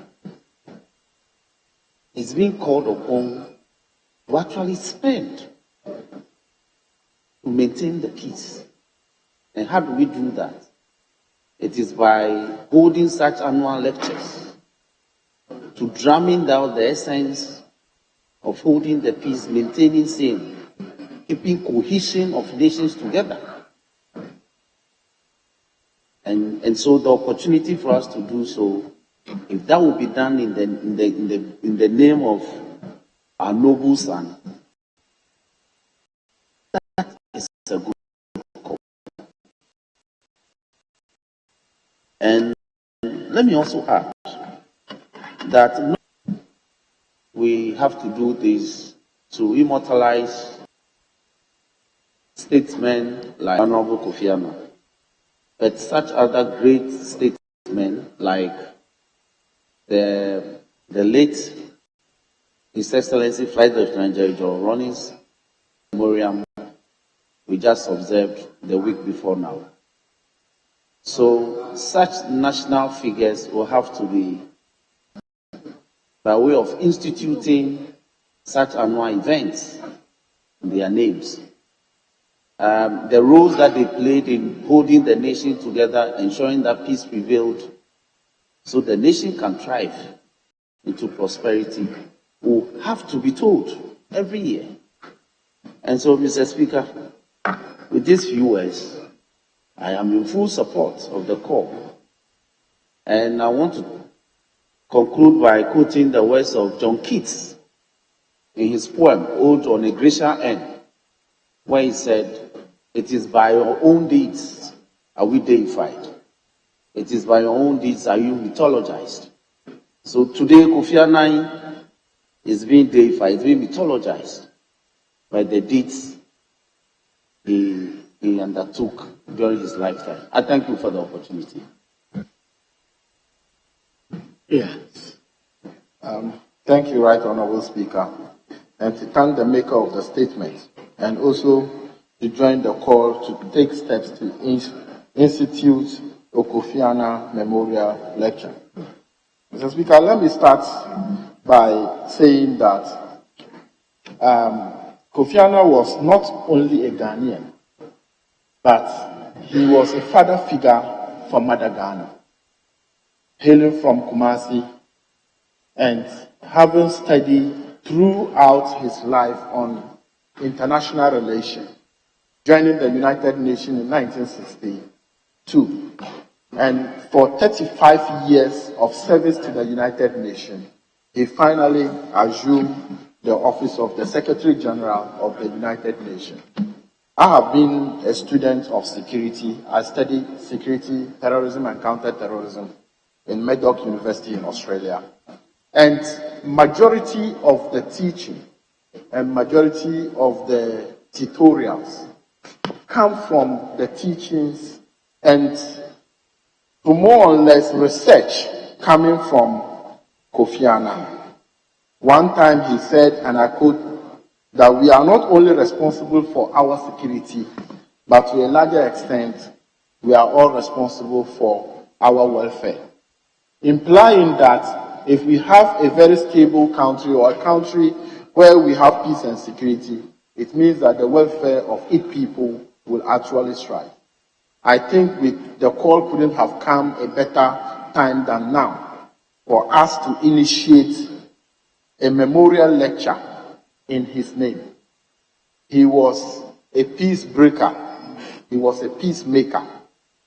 Not only did his call that the United States and other superpowers' invasion of Iraq was wrong, But it was actually initiated by a pack of lies that led to the invasion of Iraq.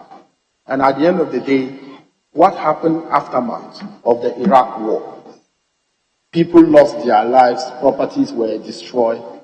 Iraq has never been the Iraq it used to be before. And this also sprang up a lot of terrorist groups, insurgents, and groups that destabilize security in the world today. Until then, the ISIS, the Kandahar, and other groups were not in existence before the Iraq-Iran war. But after that, it has actually informed people who now group themselves and name or identify themselves to destabilize peace and security in the world. Mr. Speaker, I will conclude by saying that Mr. Kofi Annan once said that what governments fail to realize is that the interest globally, internationally, is also the interest of the nation. And for that matter, peace must prevail. I thank the maker of the statement, Mr. Speaker. Very well. Thank you, honourable members. That brings us to the end of the statements. Now, Honourable Majority Leader, what next? Speaker, I believe we can end now and then come tomorrow.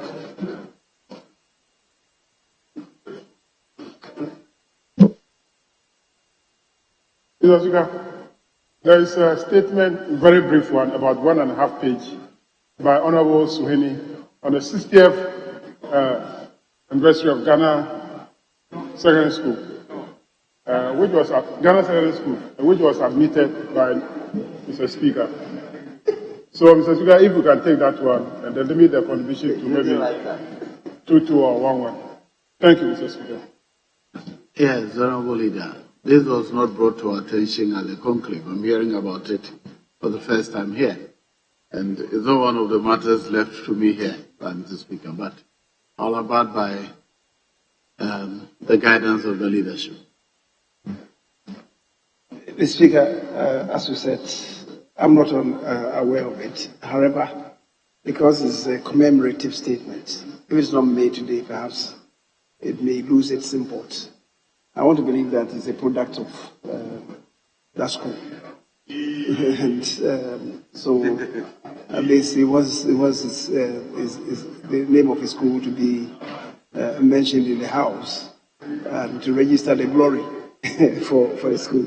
So, Mr. Speaker, given the time at this moment, maybe allow him to read it, and perhaps there may not be any comment, or perhaps maybe one more comment.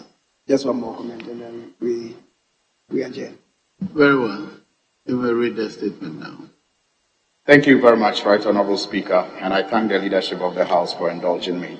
Mr. Speaker, in 1960, as part of the nation's founders' Accelerated Development Plan, which at the time needed human resource for the technological and industrial takeoff of the country, one of a few great schools was established. It was Ghana College, with an all-male student of 70. It was to be later called Ghana Secondary, and now Ghana Senior High School Tamale, aka Ghanasco. At its inception, the school admitted and prepared students to sit the GCE ordinary level examinations in the science and arts programs. In the 1976-77 academic year, the school introduced a sixth form program, which admitted successful GCE ordinary level candidates to pursue the advanced level program. Mr. Speaker, the school, even before the introduction of the A-level program in June 1970, saw Mr. Lalaji, a mathematics teacher, and his science students historically invent a rocket. On 22nd June 1970, the rocket was launched in the school with the then Minister of Education, Mr. William Oforiatta, in attendance. Currently, the school, in line with the nation's education policy, admits and prepares students to sit the WASSCE examination. The school is listed among Category A schools in Ghana to guide prospective senior high school student selection of the best senior high schools to consider for admission. Academic performance at WASI, schools achievement, infrastructure, and facilities are among the important ranking factors the computerized school selection and placement system and the Ghana Education Service use to rank senior high schools in Ghana. Mr. Speaker, that's not all. A research institute that compiles information on schools, AB Review, in 2017, released its list of the top senior high schools in every region of Ghana.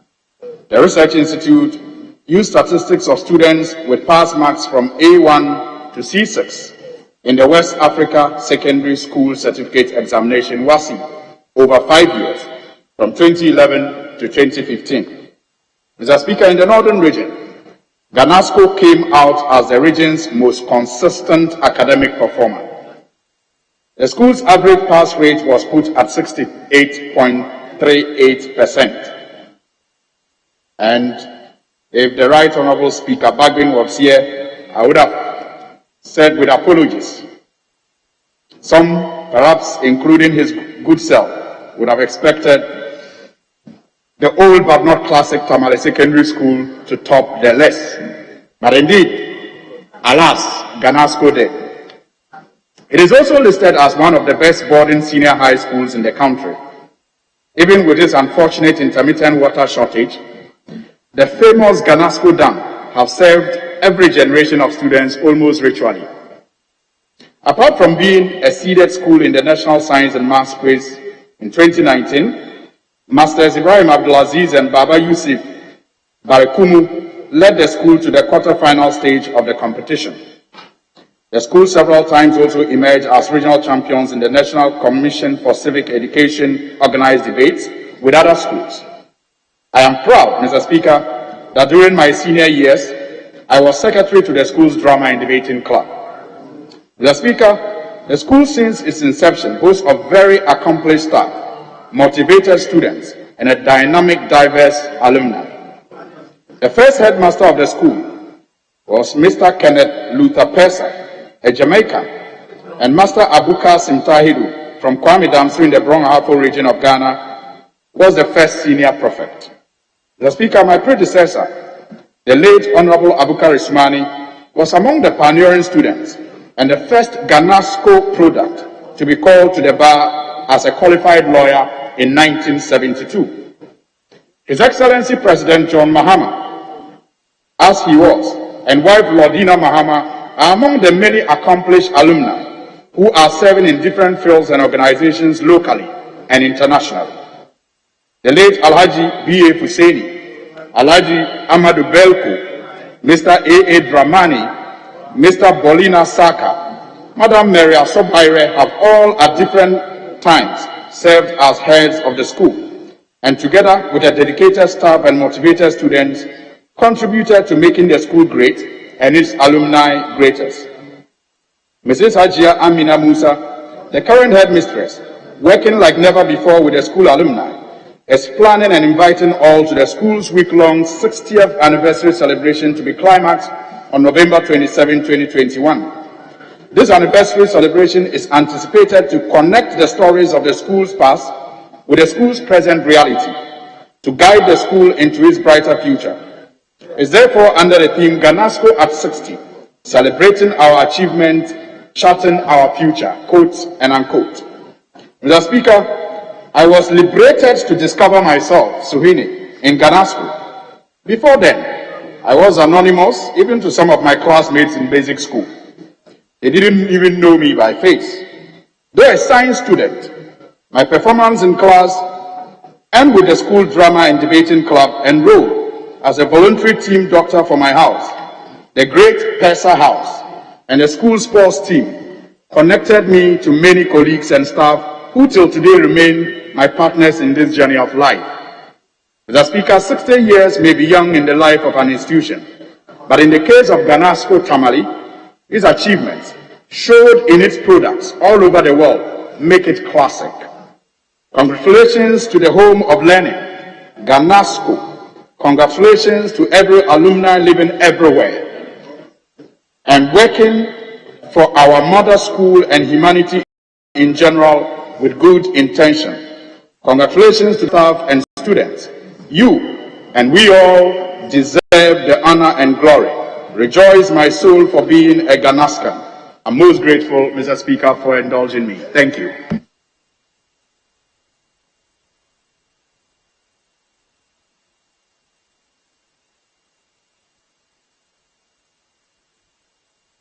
Yes. Thank you, Mr. Speaker, for giving me the opportunity to contribute to the statement ably made by my brother, Honorable Alassane Sohini. Mr. Speaker, I happen to be one of the privileged young people from northern part of the country who attended great Ghana School. Ghana School did not only produce a president, but provided the president with his spouse. That is what Ghana School does. Right, Honorable Speaker? Ghana School was a school and is still a school of pride. And I wouldn't talk about some of the successes. What I will only say, that Ghana School was not outstanding academically, but in the field of sports, Ghana School was outstanding. At least Ghana School has provided this country with the only football maestro, Abedi Pele. Ghana School has provided this country with a player who has also provided at least 2 players for the national team. Abedi Pele 2 sons, who are all playing to the national team and contributing their bid. Right, Honorable Speaker, in this August House, Ghana School has provided not less than 6 members of parliament. Mention can be made of my brother, Honorable Alassane Sohini, Honorable Ayerga, Honorable Tampuli from Gushegu, Honorable Zuira, Honorable happens to be the Deputy Minister for Agric, and my nephew, and my good self, Comrade Ibrahim Murtala Muhammad. Right, Honorable Speaker, I am yet to see a school in Northern Region that has provided this House with this number of members of Parliament. Right, Honorable Speaker, there has always been a contest between Ghana Secondary School and another school at Saanargu called Saanargu Experimental. They celebrated their 70th anniversary recently. We commended them, but I want to use this opportunity to appeal to their consciences that just as we supported them, they should come in their numbers to support us in the celebration of the 60th anniversary of Ghana Secondary School. Right, Honorable Speaker, Ghana School is one school that was uniquely positioned, that it was imbibed with a community called Kuko. The people who lived in that community were seen as family members of the institution. Mention can be made by a man called Dana, who was a chief, but always with the students at any point in time. Right, Honorable Speaker, permit me to also use the opportunity to talk about an outstanding senior housemaster we had in Ghana School, who was in the person of Mr. Abagri. Mr. Abagri was originally from Upper East, but he shepherded us, he guided us, he supported us, and for what we have achieved today, we certainly wouldn't have achieved that but for the support and guidance of such outstanding personalities. Right, Honorable Speaker, Ghana School is a school of choice. Ghana School is a school that everybody who is in any part of this country should be willing to have his or her children attend that school. The former First Lady, who was from Brunei Hafu, Ghana School provided a space for her. Ghana School provided a space for her. And Ghana School provided a space for her. And as a result of that space, the former president, His Excellency, John Dramani Mahama, indeed found space in that school and found love. Right, Honorable Speaker, Ghana School also provided a former police IGP, an outstanding and one of the long-serving IGPs in this country, Mr. Peter Namfori, who is also a product of that great institution. if I won't celebrate this institution, if I won't feel very proud to be associated with this institution, then I wonder what anybody can ever be proud of. So I thank you for giving me this opportunity, and I want to use the opportunity, Honorable Speaker, to invite you to attend the 60th anniversary of Great Ghana School, the pride of the North, the school that is younger than the Sanargo Experimental, but it is now competing of the same space with that school. If you have a school that has been in existence for decades, and you have another school that came decades after the existence of that school, and today we are all struggling over the same space, it tells you that Ghana School is a school that is growing than expected. Thank you very much, Mr. Speaker, for giving me this opportunity. And once again, I'm inviting you and inviting the clerks that they should participate in the 60th anniversary of Great Ghana School. Thank you very much, Mr. Speaker. Very well. That should bring us to the end of statement time. Now, at this juncture, Honorable Leader, unless there's anything I wish to bring proceedings to a close. Mr. Speaker, is about 20 minutes to 6 o'clock. I think we've done considerably well. So you may adjourn. And on the note that Ghana School certainly has a pride of place in Ghana's educational system.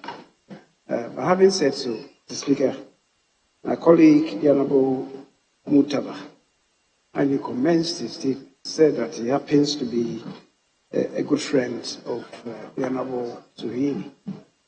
And then he went further to say that there is a deputy minister to fill his nephew, and he happens to be a deputy minister for education.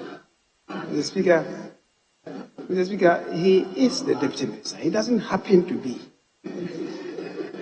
If you say that you happen to be the friend of Suhini, you are saying that is by sheer accident, by happenstance, by default. Mr. Speaker, and that is not good enough. The minister has earned it. The deputy minister has earned his position on merit. It's not by happenstance. So, Ghanaians should be associated. Honorable Leader, I'll give you the space tomorrow to continue this one. Now, can we bring the proceeding to a close today, please? Mr. Speaker, they should be closer to the Queen. The products of Ghana School should be closer to the Queen than the expressions by the Honorable Mutaba. Mr. Speaker, I believe we may take a well-earned adjournment, and let's hope that tomorrow we'll be able to come early and start at 10. It's a tall order and deal with outstanding issues before we go to Ho for the post-budget workshop. Very well. The House is adjourned till tomorrow, Friday, the 19th of November, 2021, at 10 o'clock in the forenoon.